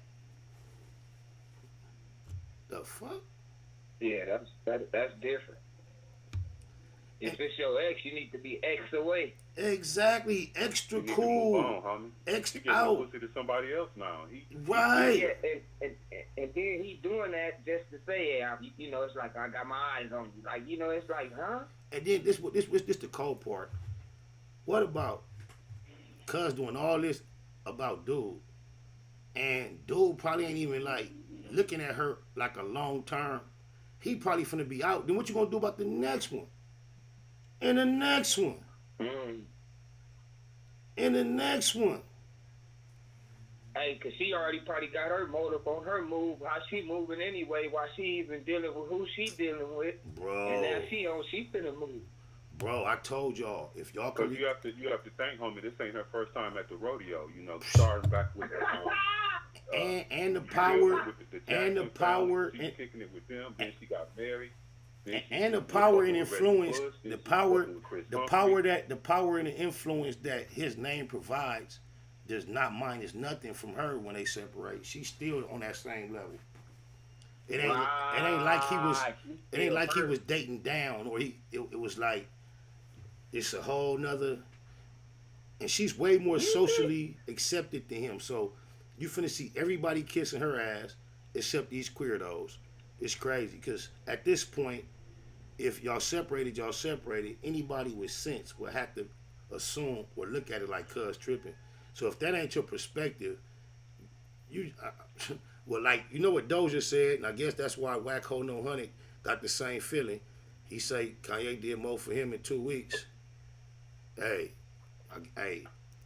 And Dre did for his career. Yeah, he did say that whole ass shit. Mm-hmm. And Dre, I mean, the game wouldn't even have a career if it wasn't for Dr. Dre. So that was some goofy shit he spoke on. Imagine the bromance that has to be hatched to feel that way. Imagine the fucking, what the hell could he have done for you? He must have really made you feel good. He had to go in that back room like? That back room behind with that good light. Yeah. Oh my mama. Yeah. Cuz get down and anyway. I mean, I just didn't get that though, homie, as far as the game, because without Death Row, there's no Aftermath. Without Aftermath, there's no Eminem. Without Eminem, there's no 50. Without 50, there's no Game. So Game, in terms of his rationale on Kanye doing more for him in 2 weeks than Dre did for his whole career, he wouldn't have a career, homie, if it wasn't for Dr. Dre. And you can't ironic part on the man after he done put you on. But the thing about it is this: up until that statement, all these years he been lying like he's so to the good that Dre got him right. He's never complained about what he got going on. Right. He always flossed like everything hitting the way it need to be hitting. So when was Dre? You always act like Dre is the man. That's your boy. You always every time. After that Super Bowl, Chili. But so okay, up into the Super. I know, but what was the point of faking like Dre was doing you so good this whole time? That's what all these other niggas be doing when they all the time they being shitted on. They just still want to like hit it and play that Reno. As long as he got it to where every blue moon he could pop up on Dre and get a photo with him, he's satisfied with that.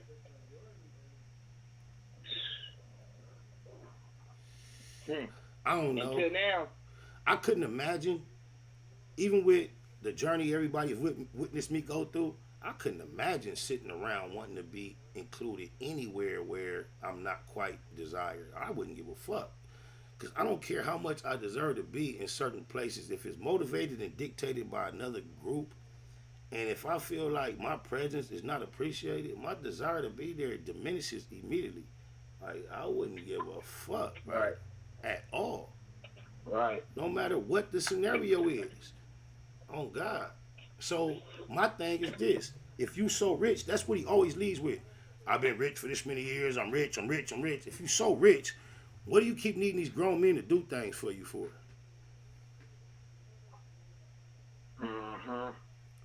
What type of human being discusses 20 years of their life and it's all highlighted about what a rich man has done for me? That sounds like Superhead.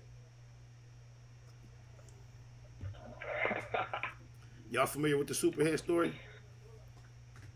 Come on now. You read the book? Everybody knows Superhead. So if you summarize the book, her book is detailing over a span of years of what rich niggas done for her, and that was all her life was about.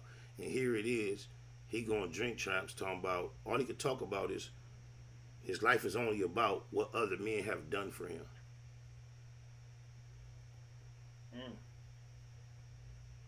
That's deep. And you're a father of a son. You're a father of a son. Yeah. And I just couldn't imagine being on such a large platform and making a statement that caused me to be seen in such a light to where I'm just all about what other men have. I thank the Creator for not being in a position to have to give a fuck about what another man thinks about me or what he is willing to do for me. And everything that I need to be able to take care of is taken care of without relying on another human, especially another man, like what he did for me. Like, that's crazy. Like, that's crazy. At some point, I just think it's not gonna benefit the game to be shitting on Dre when the game from Compton, Dre from Compton, and Kanye from Chicago. How you gonna let an outside nigga come in to LA and you giving this nigga all this glory that he put you on, fuck Dr. Dre? I just thought that was real weird, homie. That's all. But it's the same dude. Not only that, look at the meltdown that he's having, the emotional meltdown. The closest thing we've known to Kanye with these emotions was Doja. Doja was the one on camera crying about the state of hip hop, talking about he was made for another generation. There ain't no love in the game. Now, exaggerate that. That's the Kanye. These niggas is standing behind a nigga that says slavery was an option. This nigga wore a MAGA hat. Come on, man. This who they standing behind. Yeah. And then they playing themselves. I'm not surprised with Wack, because Wack will sit down with Takuchi. He'll sit down with anything. You dig a lie? That's facts. Yeah. Wack gonna go just where the wind blow, homie. I don't really pay attention to him no more. If I see something with him on it, I immediately I zone out. Think how goofy it is. Think how goofy it is. If indeed we all saw, or we hear the talk, goons, Kanye goons or threats, and now you saying it's footage of somebody approaching DL. Imagine that going bad and that individual claiming, similar to the Africans in the Jussie Smollett case, saying, I did this upon Kanye's request. Now, can you imagine this $1 billion nigga getting himself caught up in such a goofy scenario over some Punani? Look how they almost tried to do OJ over a white piece of Punani. And then this piece of Punani... Hey, Kelly, you know what? Huh? You right, bro, but at the same time, the people who pushed up on DL, they knew who they was. Like, you know how you go pick your battles? Right. You know? But like he was saying, DL, but at the same time, you know, DL from like 135th and Avalon, not saying he no rah-rah nigga, because not just, niggas be thinking just because a nigga funny and successful that he just a weak-ass nigga. That ain't necessarily, you know, who DL is. And I'm not saying he's other than that. But to say you pushing up on DL like you pushing up on DL, sometimes you could be underestimating your opponent too. But you never know the caliber of the nigga that pressed on cuz. But the thing about it is, what are you saying with this camera on? With this camera on, now you're doing something that has the potential to blow up. This camera is now evidence. So either you was going there bullshitting because you got a camera on, or you playing yourself for this major setup because you got a camera on. I don't get it. Like, because if you filming this, 9 times out of 10, you're not going to incriminate yourself by doing nothing violent. However, if that's what you own, I can't imagine that. Because now, knew it wasn't gonna go bad. Man, guess what? The only thing I can imagine is that little bit of footage must have been a nice check for him, bro. He just wanted to get that piece of footage to prove because he was on that tip. And just imagine who he dealing with. If Game got something out of him, and just think, oh, Kanye probably, what? Could you imagine? He probably chipped him on swell for that. I probably would have pushed up. And we on the footage, you see the back. In front of that camera. Look, you see the back of the nigga hoodie from the footage. That nigga could have been winking at DL hard as a motherfucker the whole time. Oh, see, I got to see it. Like from what I seen, all you can see is the back of the nigga hoodie. Yeah. So, if you think about it, look how easy. And the footage can go on viral. Look how easy it is if that's all it take to get your check. Bro, yeah, I would probably pushed up on DL winking and talking tough, like, just. Right. But like you say, playing with that camera, trying to push up on anybody, homie, you ain't doing nothing but basically putting yourself in an incrimination position. That's how the bitch ass nigga 40 Glock. That's how the bitch ass nigga 40 Glock fucked off the lick way back in the day when we was finna do a little you dig a lie. And I say he fucked off the lick, but at the same time I gotta be grateful because he probably saved us from a portion of us at least getting in trouble. So, sometimes that nigga being a bitch nigga could say it could work out well, but it was some bitch shit to try to go live with a camera, but it altered the whole intentions of everybody involved. And I can't imagine this nigga was on this camera finna really be about to do something. I just don't. I don't see it. And if he was, that wouldn't be too wise. At all, shit.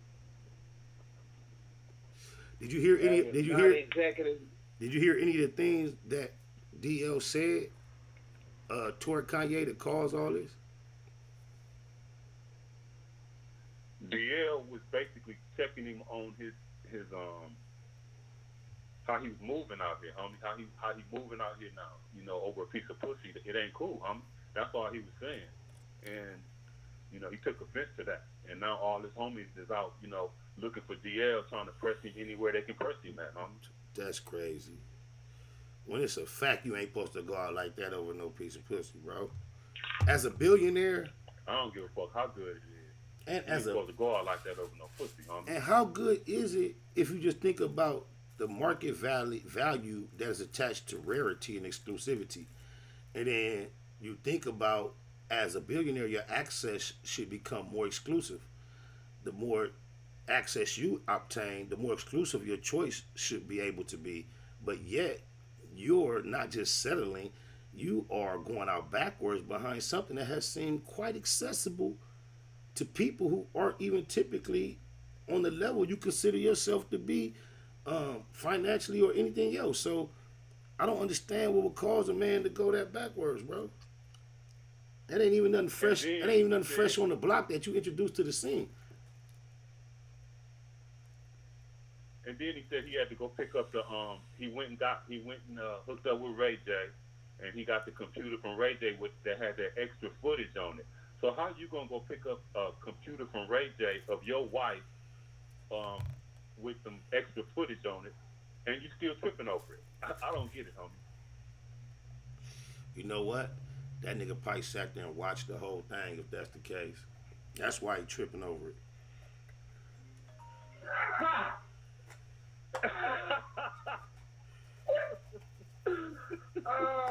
And look, from what I see, the way these niggas getting down, he probably watched the whole thing and called Ray J in the middle of it and talked to him. That's big. Ray J has professed to be of a different type anyway. He said he run with a squad of booty goons. And let's not forget. But I remember this though. I told y'all as soon as Cuz started going with that Sunday service, Jesus shit, I told you she was out of here. I knew it was a rap. Yeah. I knew it was a rap immediately. Oh, okay. Anybody that remember, Cuz I told y'all off top. That ain't her. That ain't her. That ain't her. That wasn't gonna work. It ain't him either. Cause it's like that's a lack of balance causing him to go from one extreme to the other like that. Conviction when it comes to religion is typically based upon indoctrination, because there is nothing about the Jesus phenomenon that any individual can tell you they can personally confirm. So he does weird things within the realm of saying it's a Christian service. However, it's all based upon traditional practices for the most part, traditional sayings. These are things that were taught to you. I don't understand how they can be indicative of a personal experience with any super higher power. So it's not like he's utilizing the uniqueness to tear away.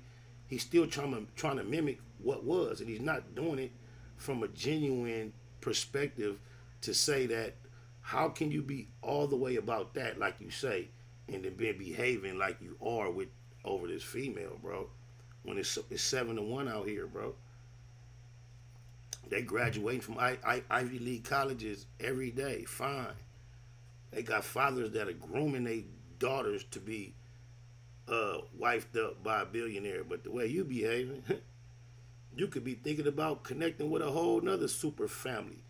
One from Dubai, doing a whole nother $1 billion building bonanza. But yet, you stuck on this piece of nothing. That's crazy. And I gotta agree with what you said earlier, Spotter Low. How the fuck you gonna buy a house right across the street from your ex-girl and put yourself through that type of mental trauma? Bro, you seeing niggas coming in and out of her crib, and you know they end up in there fucking her, so why are you looking at that? And you got niggas getting on the boy head. Look, who ain't, nigga like me and you, who ain't gonna crack the window open knowing he over there? Yeah, peekaboo, right. Nigga. Peekaboo. Nigga. I'm pretty, hey, but you know, wherever it's at, I'm pretty sure he'll be there, but he ain't really there. But still, just the concept of you doing that, homie, you know, wasting your little, I mean, I ain't gonna say wasting, but spending unnecessary just to do that, to just, whatever you trying to do, it's like, huh? Bro, that's a brain scratcher, bro. That type of, like, he looking like, real talk, huh? He thinking that energy is somehow gonna make her cave and return. Yeah, that's low-key stalking, though, homie. Yeah, exactly. And that's and the worst part, hey, well, just think, you know what I be thinking about? You see a police car sitting somewhere, but you know ain't nobody in it. Mm-hmm. You know, they just, like, you know, certain corners, they keep a police car sitting there just to make you think, you know, it's just like, you know, they slow down when you hitting that car, but they ain't never in that motherfucker. But it's like, it's like it just puts something on her brain like that. But that's weird, though. Bro, you know what I think? What about only thing I done seen the motherfucking cops stalking niggas like they on binoculars looking down the street, and I'd be like, damn, I wish I could tell them niggas down there that these motherfuckers is here peeping their every move and shit. I don't want them motherfuckers getting on me. You feel me? I seen a video like that on Facebook where a nigga was like in an apartment building, and the boys was lined up with the shields and shit, and he was hollering out, "They coming, y'all! I don't know where they coming, but they coming. They finna raid. They finna raid." Oh God. Yeah. Oh God. Hey, but just imagine how she feel bossed up. Like the most popular. She a billionaire. What doing all that over there? You got everybody involved over there feeling like they way more than they is. Even the dude. Just imagine how he feel. You bossing him up, Kanye. Bossing him up. While all the while bossing yourself down. Hey, Chili. And then she growing all these other relationships with cats behind bars, and that's all they think about. Even when they talk to her, they become a fan of her when they know what they thinking about. But just think of who she is, and everybody in the world bows down to that. And then you think it was gonna work when you living in a house trying to be bigger than that and get more of that attention than she do? That shit wasn't gonna work, nigga. He wanna be He want to be more of a diva than her. She got this iconic presence as a woman, and he was rivaling that. He was like competitive toward that. You dig it, Lodge? Hey, Like, see a lot of people fantasy. yeah, yeah. And guess what? She got fantasies. Just think, just think while he tripping on her, she might be in the group sessions with she the only woman. He probably cramping her style. Real talk. Real Mm-hmm. talk. Mm-hmm. Mm-hmm.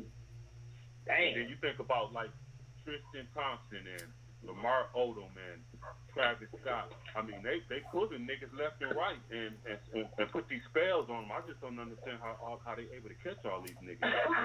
Man, I don't get it. I don't know. Hey, with that female. Hey, I see the nigga say. I said the nigga he didn't know where his baby birthday was finna be. I see him do a clip thanking the nigga Travis Scott for telling him, giving him the address to his baby birthday. Cause if you had to get the address to your baby birthday in that fashion, wow. Come on, homie. Bro. Wow. You know what I would do? Wow, really?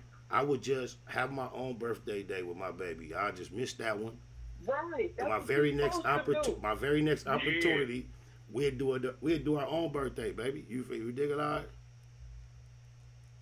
Yeah, you don't beg for no seat at no table when you can go make your own table. That's just in life. Sure, homie. And sometimes that's a lesson. I've even learned that lesson the hard way in life, that I don't give a fuck what's involved. Sometimes you better know when to step back, because I couldn't imagine him going to that party and peacefully and leaving, and nigga, we had to tear some shit up in that motherfucker, nigga. Oh God. Hey, he feeling honored to be told by Travis Scott. That's it. You know what I mean? Like, that's the whole, like, you go dumb, you go bring it down, tone it down. You in this type of scenario where your manhood is being diminished, and yet you still highlighting another man for being on the inside of this woman's business that she's not making you privy to, which is your personal business. You weird for broadcasting that toward him. Cause just imagine if he was that friendly on the inside and he never fell out with them people. Can you imagine what type of conversations he entertaining when you not around? Even though he slid you the address, cuz ain't right. He laughing at you too, nigga. Real talk. I'm glad you said that, Lo. He giggling with them too. Cause on God, if you my nigga, and this is your kid, what do I look like? Shout out to my nephews, the twins. They turned 16 yesterday. Yep. What the fuck I look like? Shout out to the twins. What I look like being at their birthday, even younger, when they babies, and they mama said you can't come, and I'm up there, and then, okay, I didn't know you wasn't gonna be there. I'll hit you with the address on the low. You slide in. When you slide out, I'm out, nigga. I'm not finna still be there, nigga. The fuck you mean? Right. Had I known, what am I there for? Had I known you wasn't invited, I would have never had men there. But you know, you got the messy types that know a cat ain't invited, but still go and invite one of the This is what I'm telling you. It's what he up against when your broad is more accepted socially in these environments than you are, even with your $1 billion. Even the niggas you think is friends can't wait to get up under her and be at the party. See? And Spider Low, that's what's crazy, homie, is the fact that this nigga is a billionaire, but they treating him like a simp. Like $1 billion ain't shit. Is they treating him like one, or is he behaving like one? Look, the bitch rolled with you. The bitch was riding with you. You went to this weird religious shit. I knew it was over. All right, it's over regardless. Then your name got caught up with the little transvestite, stylist, white dude, like all that. It's over. Yeah. It's over. You still got your $1 billion. My thing is this: the way you behaving publicly, post. Even if you were stalking and sweating and jocking her, why is you being so public with it, nigga? You weird, nigga. I couldn't imagine the next broad. He can't. I know what it is. He probably think that's the only broad with enough money that fuck with him for something other than his money. Everybody else, he gonna have to overjudge their motives. and let me go back to this too, Loke. I want to speak on this. As far as the game, everybody know that he's salty that he wasn't performing on the Super Bowl halftime show. As far as L.A. Legend with Snoop, with Dre, with Kendrick Lamar, everybody know he's salty about that. But there's no way that he was going to be able to perform on the same stage as 50. 50 just wasn't going to let that happen. So the game now wants to come out and lash out at Dre for a decision that was over his head. I mean, he wasn't going to put the game on. He couldn't have. 50 is it just tell you how much weight he got. He ain't got no weight. But it was also reported that Jay-Z was anti him being included. And Rock Nation threw the show, and the Doja. Yeah, Rock Nation, yeah, for sure. Doja went on a campaign of being extremely disrespectful toward Jay-Z and his wife back in the day for absolutely no reason whatsoever. Yeah, see. I didn't remember that. Okay. Oh yeah, he was begging for attention. Yeah, he was trying to get. When he was just about established as a mainstream artist, Jigga was like the only person who hadn't quite acknowledged his existence.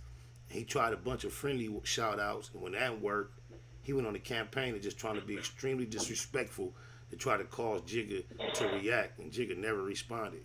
So, in the game of chess, and a thinker and a nigga as poised as Jigga, I could imagine he wasn't too interested in seeing him up there either.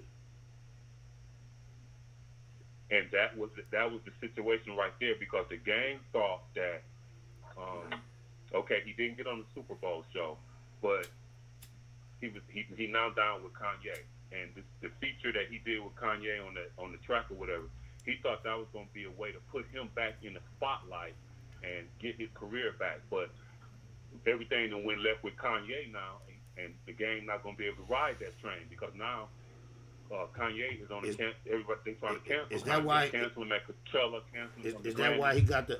Is that why he got the braids and the teeth too? I'm just trying to figure it out. I just said. I don't know, man. By the love, you a motherfucker, homie. But yeah, so do Game got Dr. Dre face tattooed on him? I know he has quite a few men's face tattooed on him. I don't know if Dr. Dre is one of them. I can't say for sure. Is he? I'm not sure. He had a butterfly on him until somebody got on him. He had a butterfly. Oh yeah, we made him. He had a butterfly. He had a dripping. He had a butterfly. He had a dripping butterfly on his face. A dripping. It was dripping. Yeah, you can't. But we made him cover that out though. Hey, yeah, that's that real MC shit. I want to salute that, man. Hey, cats don't look at that. When somebody go get a tattoo, because when you get a tattoo, you get something tattooed that you love. You got, it's something. Oh, guess what? And guess what? When they asked him, look. But Chili, when they asked him why he got it, he had this whole deep story about his grandma. It was as deep as you think. Yeah, it was all connected to his grandmother. Yeah, so he should have kept it and put more butterflies around it. When you should, And just think now, and nowadays niggas is wearing skirts and polishing their toes. He would have been ahead of the game. And look who that's deep. You feel me? That's deep. Oh my mama, he would have been like a leader. Just like if Buck Jenner would have been confident in being himself. Just look how transgenders is just storming on the scene. Buck Jenner could be like at the top of the game if he'd just been honest with who he was. You digitalize, like he could have helped introduce that. They pushing it so hard. That's what they need. They need a nigga with the grimy image like Buck had to be comfortable with saying, "Hey, I'm one." And that's gonna kick it in for him. And that was him. He would have been the one. Just imagine Buck being himself, shooting a video, Shorty Wanna Ride With You remix, but Shorty is and it's like the 2022. Shorty still wanna ride. Dig alive. Like it might him and Lil Nas X on the remix. Oh man. Old Town Road. Young Buck is from Nashville, Tennessee. It's gonna kick the wave, Timmy. Look, Young Buck and Lil Nas X look like they could be like, you feel me, like big homie, little homie. Old Town Road, ain't that country western? Ain't it? Hey, yeah, that's your boy. Look, Nashville, Tennessee is the country western capital of the world. I'm just putting it together now. It makes sense, like, oh my mama. That's your boy. I'm just saying, bro. Spotted Low. Hey, I fucks with you, Jay. We just waking and baking. You know, digitalizing the black box, politicking. No doubt, homie. No doubt. Oh my mama, keep doing what you're doing. But I get props is due though. I caught the game about 6 years ago at the House of Blues on Sunset. He put on a hell of a show. It was a good show. But the highlight of that night, I got a chance to meet Razkaz, and Razkaz was cooler than the fan, man. We kicked it, hung out in the little VIP all night. But yeah, that was about the highlight of that night. But the game put on a hell of a show. So you see the size, you see the size difference between Razkaz and Game, right? Yeah, Razkaz hella short, man. But you remember how he tried to go big with the whole Razkaz saga. Huh? Shout out to Razzie Kazzy, my nigga, Eastside Business, 99th Street, Lil John. Got bars, hella bars. You know what? He's one of the underrated, unmentioned, no doubt, great MCs of the West Coast, Razkaz. And he been to prison multiple times with no smut. Oh my mama, I ain't never heard no. On his name, yeah, I spoke to Razkaz for sure. Oh God, and I done seen him multiple times just in his leisure life come to the studio with multiple companions, females, that's getting along, treating him like the boss of the earth. Sometimes they mix culturally. They not always black. Sometimes, yeah, Razkaz is a real one that lives within his aura and his presence. No put no extras on nothing. You know what I'm saying? Even though the industry didn't quite boost his entire existence up the way you would think a real MC deserves, he still lived within his greatness on the realms of life he was in. He don't accept nothing other than what he appreciate. So I salute my nigga for being a real one on my mama. Fact. I salute Razkaz. One of the coolest cats. Hey, no extras on nothing. Yeah. Cam with a K. You might as well play that. Which one? No extra. No okay, extras understood. Cam with a K. Okay, don't act like you a nigga that know the bars and only can say one line though. That's weak. I'm the one setting precedents everywhere. Now I'm feeling like I made it. I'm looking up all my friends. You sound like Lil Morty when he was on here talking about. He was saying I won't complain song, but he kept saying the same line. You know, remember that? He kept running it back to back. Oh yeah, the backbone. Oh yeah, he was gonna see him with the backbone, with the backbone. I'm the one setting precedents everywhere. Now I'm feeling like I made it. I'm looking up all my friends are mostly entertainers. I still got street friends, don't get me wrong. But all my friends, I'm in the entertainment door. I'm in that realm now. Now I'm finna start making a lot of legitimate money. Bitch, you run my name, it come back 100. Ask Big U, Top Dog, whack 100. Suge Knight, both the niggas he happened to drive over. The one that died and the one that survived. Rest in peace, Terry Carter. What up, Bone? It's the perfect type of beef for me to nut up on. Used to holler at the plug like, what up, Holmes? Cop 9 zones, go home and cut up stones. No extras on nothing, just saying what I say. From Compton and LA, ask Cam with a K. Mayo over mustard, whiter than Ajax. And Trag Newport, getting high with AWACS. Nominated most Easty, yes I accept it. Q, Mac and Dub, I'm West Side connected. Used to flood to swap me with my CD copies. Niggas nutty on my block like BG Nuggies. All I ever did was keep it hood. All I ever did was keep it G. These niggas ain't never like me. That's something I never understood. All I ever did was keep it hood. All I ever did was keep it G. These niggas ain't nothing like me. That's something I always understood. Family first, nothing over or equal to them. Love my folks from the turf and my peoples from Brim. Industry-wise, the realest from the past to me actually has to be Master P. Keep it a Google, only way I know how to do things. Tour with TD Boy before he had 2 2 Chainz in Georgia with Jeezy in the CTE, or the son of Easy E in the CPT. Put Jake Passion on the mic like I'm giving a speech. Spent weeks on South Beach politicking with me. They used to think I was banging with a decent group, till they left the low hanging when I beef with Snoop.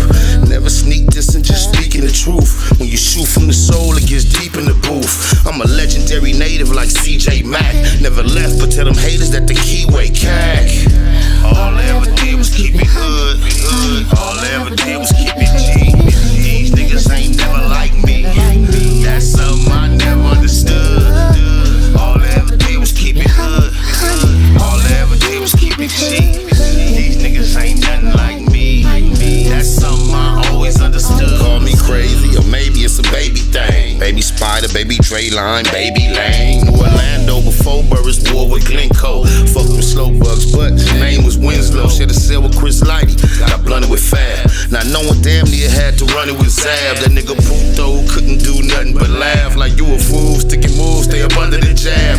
Grab a bag of that gag for 1,200 a half. Fuck the world on my handicapped brother's behalf. Hit the road and wear it out for a month and a half. Counting cash, I don't care about nothing but math. Usually I'm all alone with a gun in the lab. Like you should leave me alone, I don't wanna collab. Number 1 in my class, I been good crip. Run long and not fast like in hood nip. All I ever did was keep it hood. All I ever did was keep it G. These niggas ain't never like me. That's something I never understood. All I ever did was keep it hood. All I ever did was keep it G. These niggas ain't nothing like me. That's something I always understood. Always keep it hood. Nothing like me. I'm a G on Crip. I'm just like. You have impacted them, only more so because you're not an actor playing part. Right. You know what I mean? Like, I'm real life. actualize this shit. Yeah. Actualize, make this shit reality. They don't have the mental capacity to be able to process that type of shit, man. Hey, you see the number on the screen? He could have called in. He chose to leave a comment. He could have surprised the phone line and got it off his chest. Because I'm not going to raise my voice, argue, or none of that. I just want to know why you don't never speak about that paperwork, that blue face, that when he told when he got robbed. You know. You know who. You know who he told on. That high school rivalry. For the position on the football team. Then they was beefing over the pool nanny. Just like you all up in that pool nanny business now. Then the robbery according to him, remember?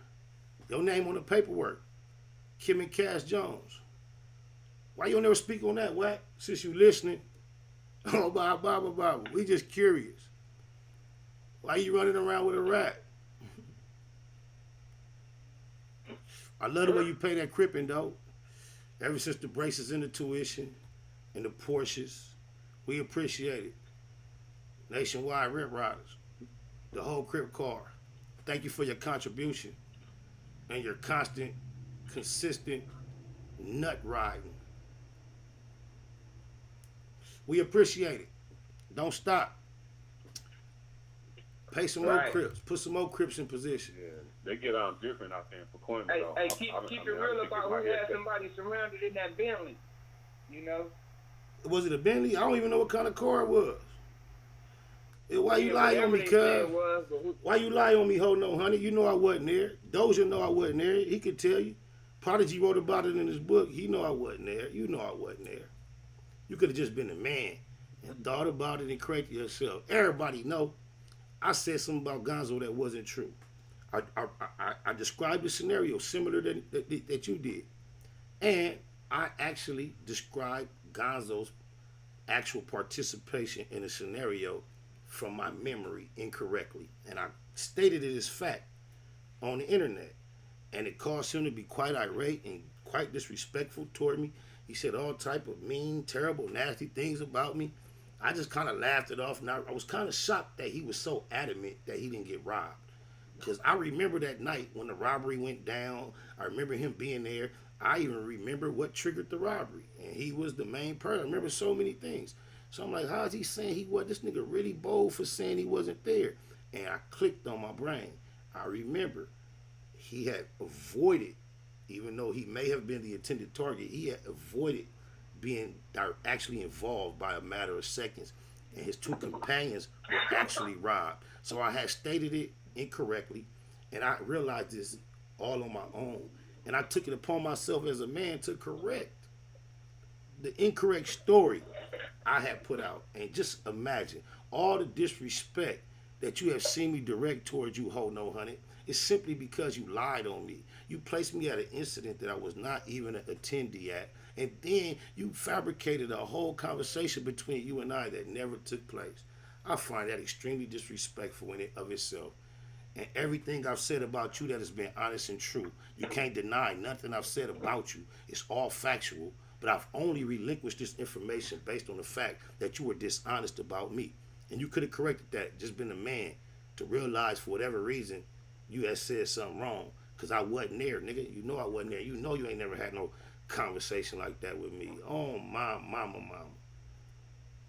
You could ask the little bitch you bought the braces for and paid the tuition for. She know you ain't never said that to me. 976 Crip. Ask her. EC business. She know better. Anybody that know me know you ain't said that to me, nigga. Especially not back then. And then, just think about it.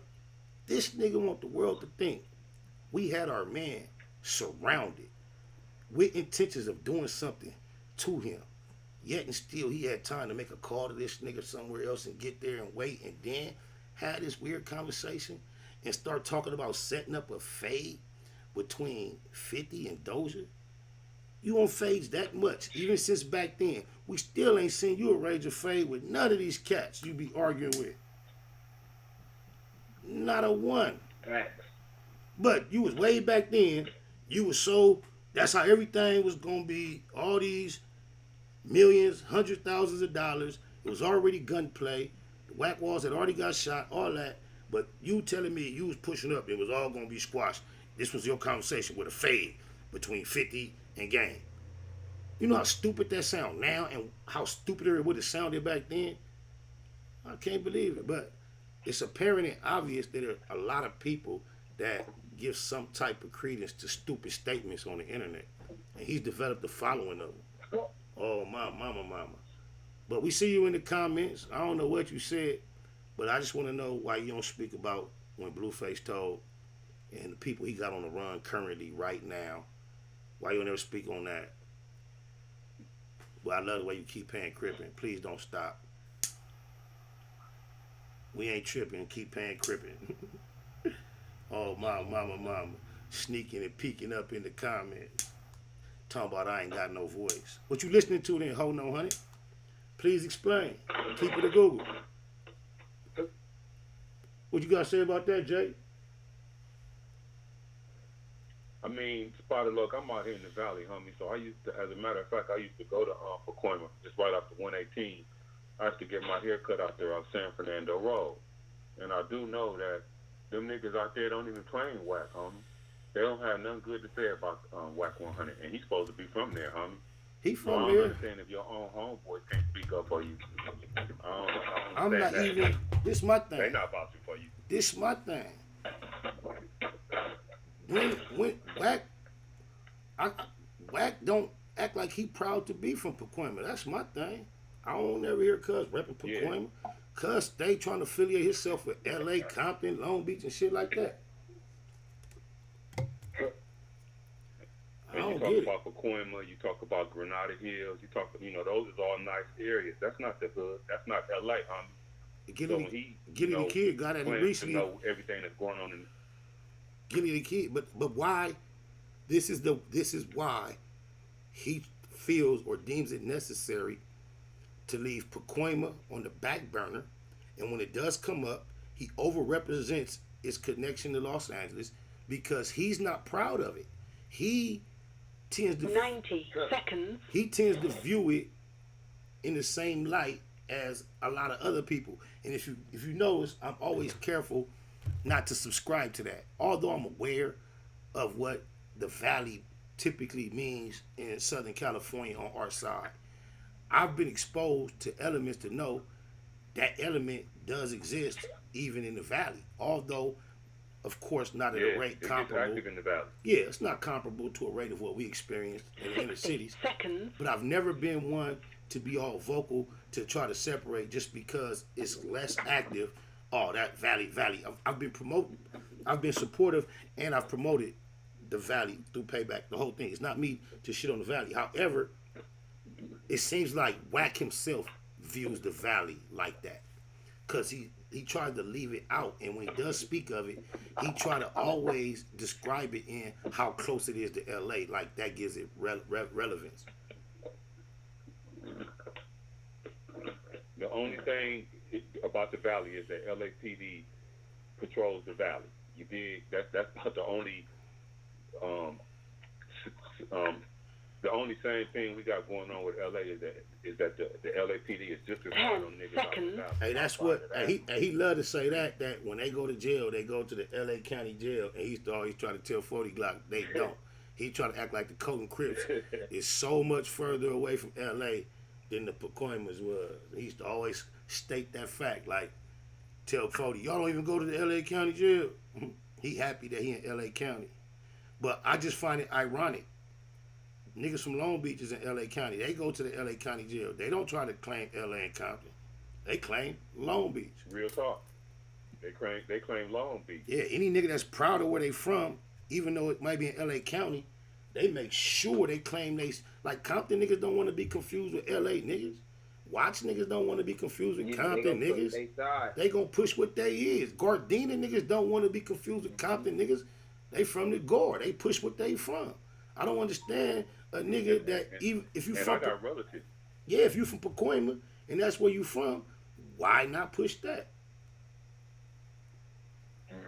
I got relatives in Long Beach, homie, right on the east side, right off Pine, right off Pacific, 15th, all up through there, and they don't claim LA, homie, because they feel like Long Beach is its own city. They don't need LA for shit, and they don't really fuck with LA like that. Now it ain't no love lost, but they just feel like Long Beach is self-contained. So they don't even claim LA, homie. They might come to the Twin Towers. Compton and Long Beach used to be a natural clash.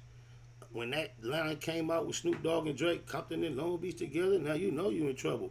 The streets was really like, cause that shit don't even really make sense, cause it wasn't no such thing as no Compton and Long Beach together. That was like a natural, like, wasn't no beef, but it wasn't no together. Mama, not no hoods. Yeah. Oh God. Shout out Trade E though. That's the homie. Oh, you fuck with Trade E? Yeah, I fuck with Trade E. That's what they do. Shout out to Trade E. Style. Yeah, Big C Style. Like I said, I used to go down there in Long Beach. Okay. T-Bone. All them niggas are insane. I ain't got no issues with them.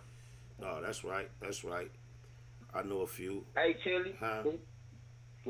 When you born and raised in that thing and you lived it and you was running it all your life, you know, when you want more and you want a little better, shit, you think about the valley. You know, making the move out there. Like how you say, he should promote.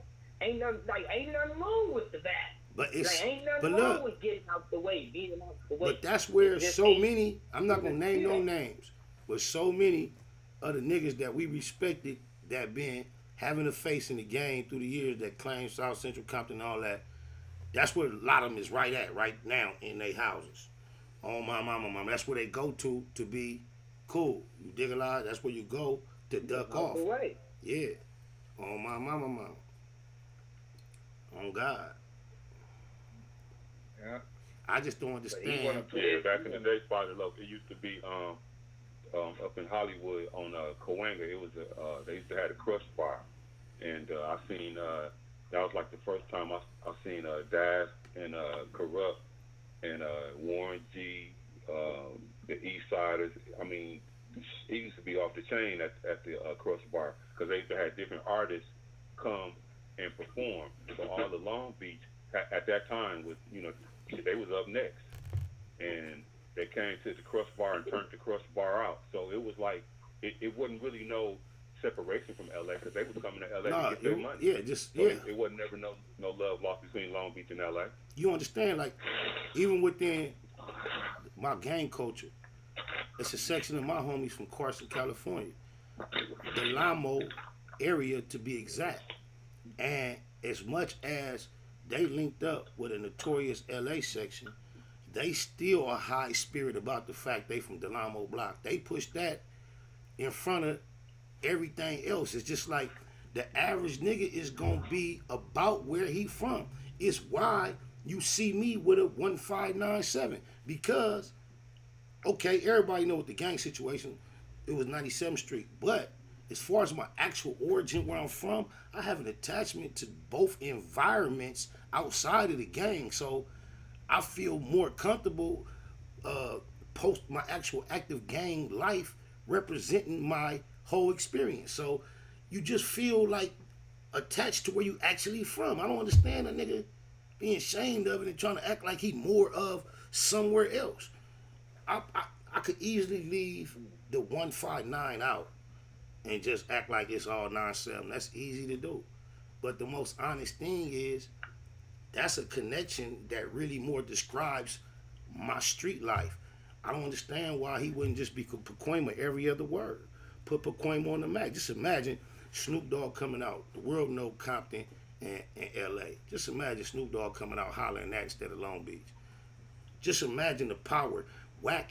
Mouth is open everywhere on everything all the time. Imagine if Pacoima was coming out his mouth as much as Long Beach came out of Snoop mouth. Pacoima would be on the map. It might be opportunities open up in Pacoima that he don't even have to facilitate just because a nigga is popping up at meetings and they officially from Pacoima. It might cause an attraction to Pacoima. You see, when Snoop did come on, we did get a Warren G, a Goldie. He need to. You know, I'm going to do it for the real niggas in Pacoima. Somebody got to speak for the real niggas in Pacoima, for the real niggas in the Valley, because Cuz definitely ain't doing it. He running around all on L.A. Compton nuts, Long Beach nuts. He want to be all in these niggas' business instead of trying to build something right there amongst his own peers. Which, in business, is not always the wisest thing. But, however, if it's not even wise to attach yourself to your own homies, it might not be wise enough to attach yourself to those type of elements, period, when it comes to picking artists. So I don't know why your homies would be less attractive than any other. I know I've been in experience dealing with particular niggas from my section, and it wasn't turn out favorable. So it's not a guarantee. But if you're so interested in dealing with so many niggas from so many hoods, always being involved in current gang politics that don't include you, for example, the Roddy Ricch, Park Village shit, instigating shit, you take it all the way to be in grown men's bedrooms, similar to Kanye, you involved in all that. Why you have zero involvement in trying to help anybody from your section? You have no record, none whatsoever. Shout out Dre 5, shout out Naybahood Nina. Niggas from my section that I've attempted to help see their situation surface by lending whatever I had as far as a shine. You dig a lot. There's been a few others. All of them haven't appreciated it. I know you're not necessarily supposed to dedicate yourself to that, but you seemingly are dedicating yourself to dealing with elements similar to yours and just excluding it. I'm just curious as to why Pacoima seems like something so unattractive for you to represent every time you open your mouth. Why is it always LA and Compton? I'm just curious. Steady telling niggas. Shout out C-Mac too, because I seen a little back and forth with C-Mac and Whack 100. C-Mac apologized for dissing that man's wife. He understood that wasn't between Whack 100 and his wife and C-Mac. It was between C-Mac and Whack 100. So shout out C-Mac for being man enough to apologize for what he said. So what? He didn't have to apologize for that. I done seen that nigga Whack being on the internet disrespectful to other niggas' wives. He didn't be disrespectful to my mother. I don't give a fuck about apologizing to Cuz on Crip. And he lied on me. Check this out. All fair in love and war. And you know the art of war is to fuck a nigga wife. So the fact that he spoke on that, and he don't deserve no apology. Fuck Cuz. Cuz disrespected my mama and he lied on me, Cuz. Fuck everybody that love Cuz. Real talk, body love. I don't give a fuck about it. I don't give a fuck about it. Nigga lie on me and ride the lie out and tell a lie that's spirited to pump up his image as if he said something to me that he would never say to me face to face. Just think about how long I've been around, and I humbly state this, not patting myself on the back. It's nobody running around said they said nothing to me like that in public. Like, I'm sorry. It's not nobody saying that. Him, the one day I decided to tolerate such type of disrespect for him. Why? It makes zero sense. Same period of time, same time frame in my life, questions was like this. Hey, why you dissing G Unit? Oh man, I just ride with old boy like you ride with Boo. That's how it was going back then. On God, nigga, the only time I ever seen BoskHoe no honey, and it was something going on physical. Me and my homies was in the parking lot of a venue, and a nigga walked in that parking lot. We was thick. We was over 10, 15 deep. Leaving the venue, walked out the parking lot, super loaded, super on one, and one nigga walked in, he was from Pyru, walked in the parking lot with a GU Not t-shirt on.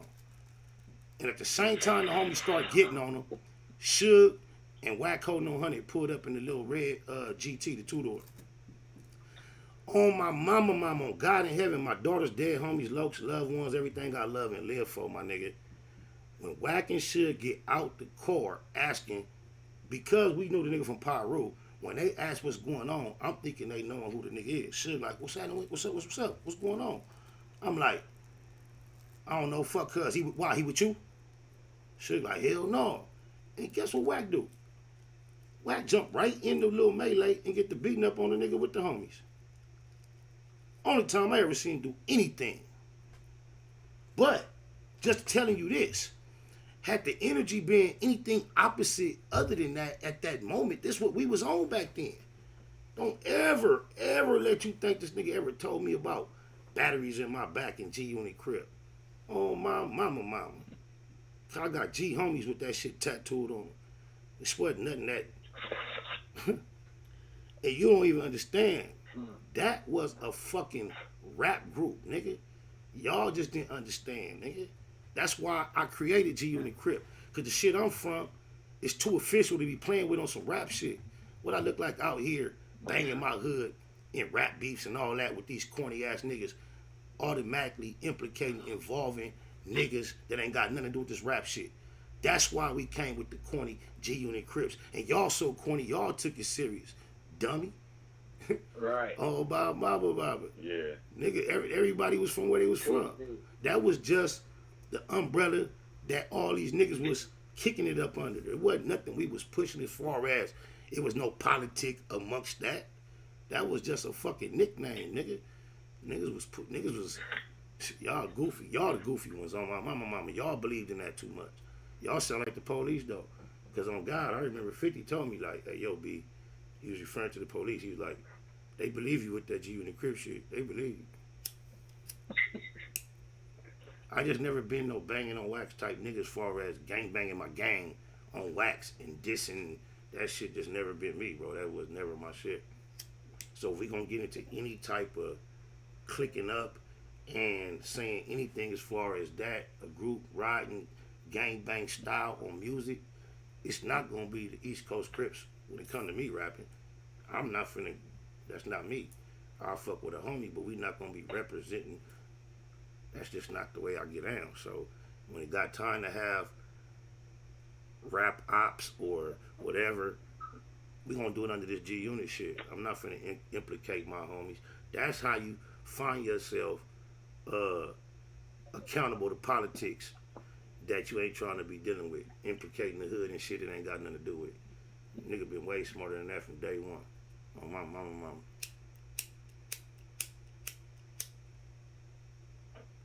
Yeah, you always keep the Google on his spotted low. That's why I fucks with you, homie. You not supposed to take your homies to work, cousin. If you ever view your career in the proper light and realize it's your job, you be very limited or very careful, very cautious how you approach it. I even became victim of having requests by the people who were in charge of my situation that caused me to include that element more than it should have been, would have been had it been left up to me. But I over included it and it still ended up being we had episodes, cuz, that I would rather not have, including involving my homies at video shoot and certain things.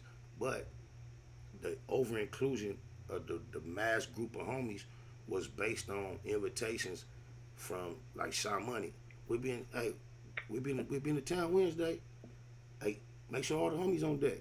So then you would be looking in the mind frame of rounding up as many niggas as possible. And then that is not the energy necessarily conducive to maintaining the appropriate environment when you're trying to really get to the ultimate goal of handling business. But that's what they were interested in, my nigga. Don't think I'm not more apt to moving differently. I basically approached the whole situation. See, what people don't realize is my personal experience. I've been on my block all day, every day, all my life with a notepad, a backpack full of raps, and I used to leave the block for years. And when homies say, where you finna go? It was to the studio. There was never an interest with nobody to go with me through the years. Never, never, never. So when it became time for the trips to the studio to be something where a nigga would go, me personally, I would still be very selective about how I would include. Even if all my homies eventually would get a chance to go with me, it wouldn't be at once. It'd be cuz today, cuz tomorrow. I pick and choose. But the way the actual niggas was getting at me, they used to ask me to have the homies deep. So therefore, it became opportunity for me to invite more groups of niggas. Shit just was different. You get to go on a ride sometimes, and when it's not your ride, shit get crazy, bro. It's definitely a book or two or three involved throughout the whole details and everything that was experienced. Okay, book or two. I can feel that book or two. You dig a lies? Father, look, let me ask you this, homie. I heard, I'm not sure if it's true, but does Whack 100 own like some part of Clubhouse, and that's the reason he can get on there and talk crazy and more or less control the narrative? I am extremely uneducated on the whole concept of Clubhouse. I too have heard that in the wind, that he has some type of financial stake in it. I have no way to confirm or disprove that. Really have no interest in knowing whether it's true or not. It may be true. I'm not really familiar with why or what Clubhouse is. So I just know from what I can tell, a lot of grown men utilize it to argue, like on a telephone party line type scenario. And gossip. And I'm totally uninterested in any of that. That does not spark my interest whatsoever. So it's going to be hard for me to ever get a real grasp on the Clubhouse thing as long as I can't see it being something that's expanded beyond that. I would never participate in that platform. No, sir. For sure. You ever been on there? No, I don't fuck with it, homie. I don't. I don't be up in there. I just know of it, and every time I see it, it's always associated with Whack 100. Shut up. And then I start seeing he was supposed to be part owner of it, and that's why he be on there clowning niggas. I know that shit. It's like an app. I know it's an app, and they be posting all the reposted on YouTube. That's what we are. Well, that's what I see. See, I thought it was on YouTube. So it's an app you got to download to your phone. Yeah, and it's supposed to be. It's supposed to be like Snapchat to the point where what you say is not being recorded. It's supposed to disappear. But I guess people are using outside devices to record the conversations and then play them. I remember when it first came out. Shout out to my boy Rob San Pedro. He my coworker, he told me to download the app, and I kind of surfed through it and looked at it, and he was trying to tell me how cracking it was, how rooms worked. That shit just never looked enticing to me, period, bro. I could never even get with it, my nigga. On my mama mind. I never fucked with it because, from when it first started popping, I heard that you had to be invited by somebody, or it was like you couldn't just come up. You had to have a guest request. And I'm like, fuck that, nigga. I ain't begging to be on nobody's platform or fuck all that. So I never fucked with it, but I heard you had to like receive an invitation to somebody from somebody that's already on there to be able to get in one of them rooms or whatever. And I was like, fuck all that, homie. Yeah, I'm not in the argument. I'm not in the argument. A healthy platform where there can be an exchange of thoughts and ideas, where maybe there's a moderator to ensure that each individual gets fair opportunity to express themselves. There's no over drowning me out, shouting me out. That might be more enticing. However, to be in a free for all where emotions are involved and people can just cut you off, drown you out, and get to going back and forth, being that shit is just goofy to me. Oh my. And I mean, to keep it 100, I really don't fuck with a lot of channels, no way. I mean, I fuck with your channel quite a lot as far as I don't never call in to nobody else's show or, you know, be on StreamYard. I fuck with your platform, homie, because, you know, we from the same place. You keep it like we speak the same language. It ain't about, you know, I ain't trying to build up no YouTube channel or nothing like that. I just come to fuck with you because I fuck with you. Now, as far as other platforms, homie, yeah, I might look at, I found out about C-Mac, Crip Mac from you. I found out about Nina Boy from you. So I might go watch them and look at their platforms basically strictly because I found out about them through you. So that's like the only way I go off and, you know, watch another channel. But I don't really be, you know, on all these different channels and platforms, and especially calling in and being on the panel. This is about the only one that I even call in, homie, and talk to. Well, we sure appreciate your presence and your support around here, and appreciate you just, your voice is becoming a familiar voice. I see Blue Smurf and Big Spider in the chat room. Shout out to my lokes. Mafia's moving coast to coast for Def Doe. You already know how it go, but Mafia. You dig a lot. It's a beautiful thing, man. You know, it's coming to that time where we usually wrap it up. We have stretched it on out, so I ain't gonna do it with no further ado. We always stretch it out when we on here together, homie. Yup, it's much love, but I've really got more accustomed to allowing it to go this long versus the hour or a little over. Spend a little more time doing it as we do it.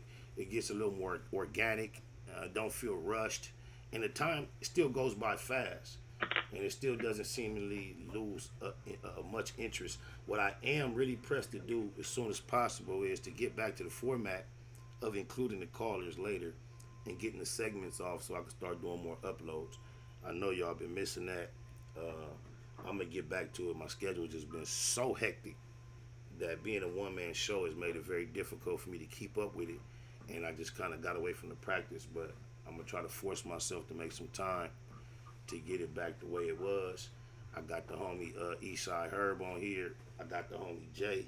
I'm going to let them spit some final words, and then we're going to hit the curb. Oh, my mama. For sure, you want to go ahead, shout Jay? out to the panel. All right, Eastside Herb. Shout out to Herb. Shout out to Spider Loke and everybody in the chat for coming through and supporting the platform. It don't get no realer than this. The best on the West. All day long, every day, homie. Until the next time we link up on here, homie. Be safe, peace, and bulletproof love to you, Spider Loke. Much love, Jay. To the sellout. That's right, for Def Doe. Much love. Chili. It's on you. Easty. You already know, man. Appreciate the tap in. Now it's time to tap out. You know what it is. You know where I'm headed. You know. To get breaded. But to the Baymax family, to the Black Box, keep keeping it a Google always. I'm finna go hop into this Baymax activity for the day, and Chili, you do what you do, man. Keep doing what you're doing, man. Salute. Much love. The FBI. You already digging love. love. The love. You know, think about the two top. Think about the two top. Think about the neighborhood. Think about the two T's. Think about the neighborhood. You feel me? Appreciate you, loved one. Hey, love you. Go have a good day, nigga. I'ma tap in on. For Def Doe. Hey, yeah, appreciate y'all too, Google Gang. It's been a beautiful session. I feel grateful that you was here, that we was here. Gratitude is the attitude. I want y'all to do me a favor. Don't get mad. Get money. Keep it to Google. All that good stuff. And any day can be that day. So I know Friday is that day usually where we get fly. Today or Tuesday. Sometime I get them confused. Oh yeah, confused.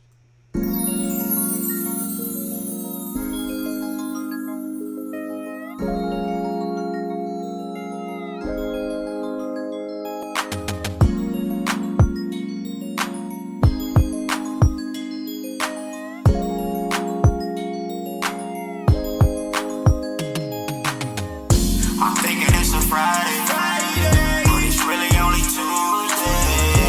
Sipping tequila, kicking my feet up, turning my feet up. Oh yeah. I'm thinking it's a Friday, but it's really only Tuesday. Sipping tequila, kicking my feet up, turning my feet up. Oh yeah. Banging me some OJs, thinking about the old days. Kicking my feet up just like a boss do. I'm thinking it's Friday, but it's really only Tuesday. Sipping tequila, kicking my feet up. Oh yeah. Stuff from Marathon OG and the Russian cream. Whole team counting thousands, it was just a dream.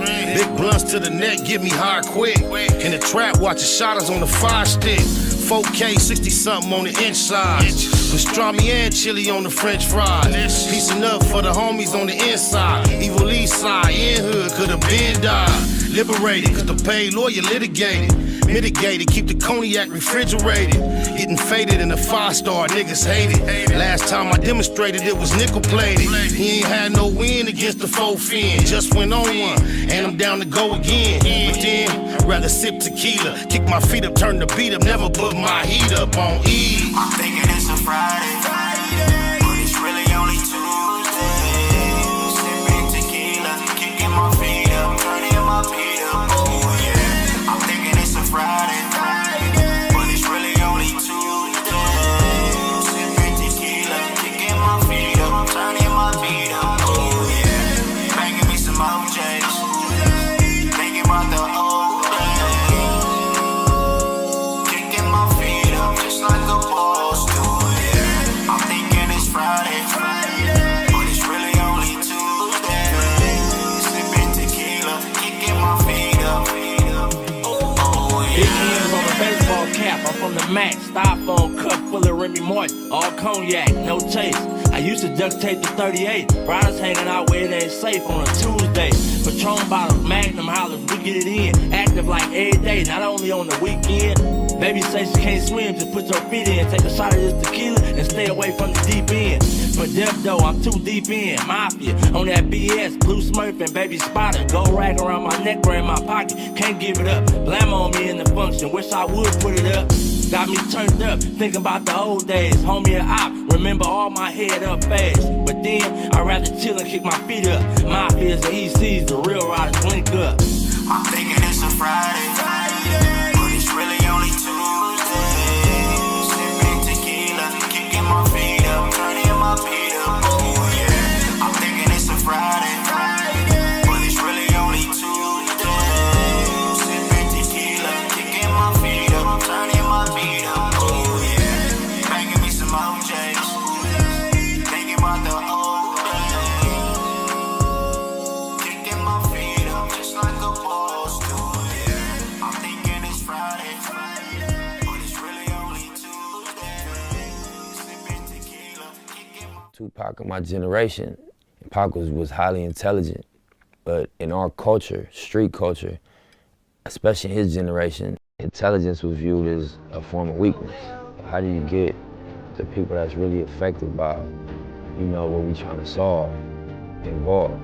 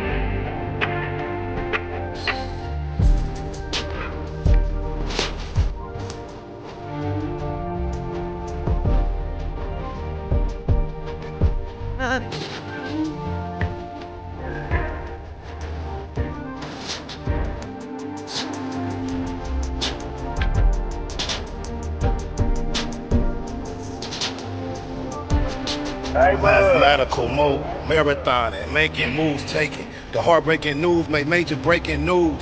Nephews, nieces, siblings, seeds, stay confused. Waking up shaking, aching, praying that it's April Fools. Chosen child from the now stakes is huge. Snakes and fake straddling the gate, it's too late to choose. Through violent visions gave victory, paid your dues. Motivated, demonstrated, elevated views. Truths don't die, we multiply. I ain't make the rules. Self-medicate, meditate, and celebrate the blues. Naybahood, roller coaster, you can take the cruise, I'm good. Blue laces, suede Puma's favorite shoes. Jesus to the generations. You never say me on my babies. Most beautiful gift Pluto ever gave me. For such a precious life, who decides price? I couldn't view the slides twice, cuz they crucified Christ.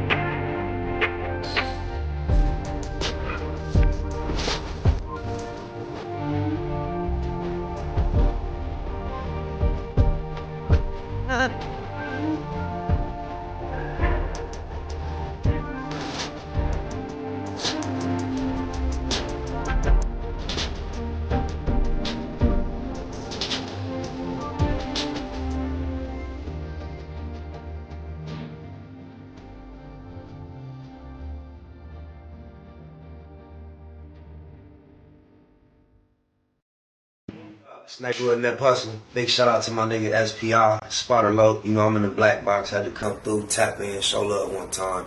Yeah, y'all make sure y'all subscribe. Stay tuned. All that.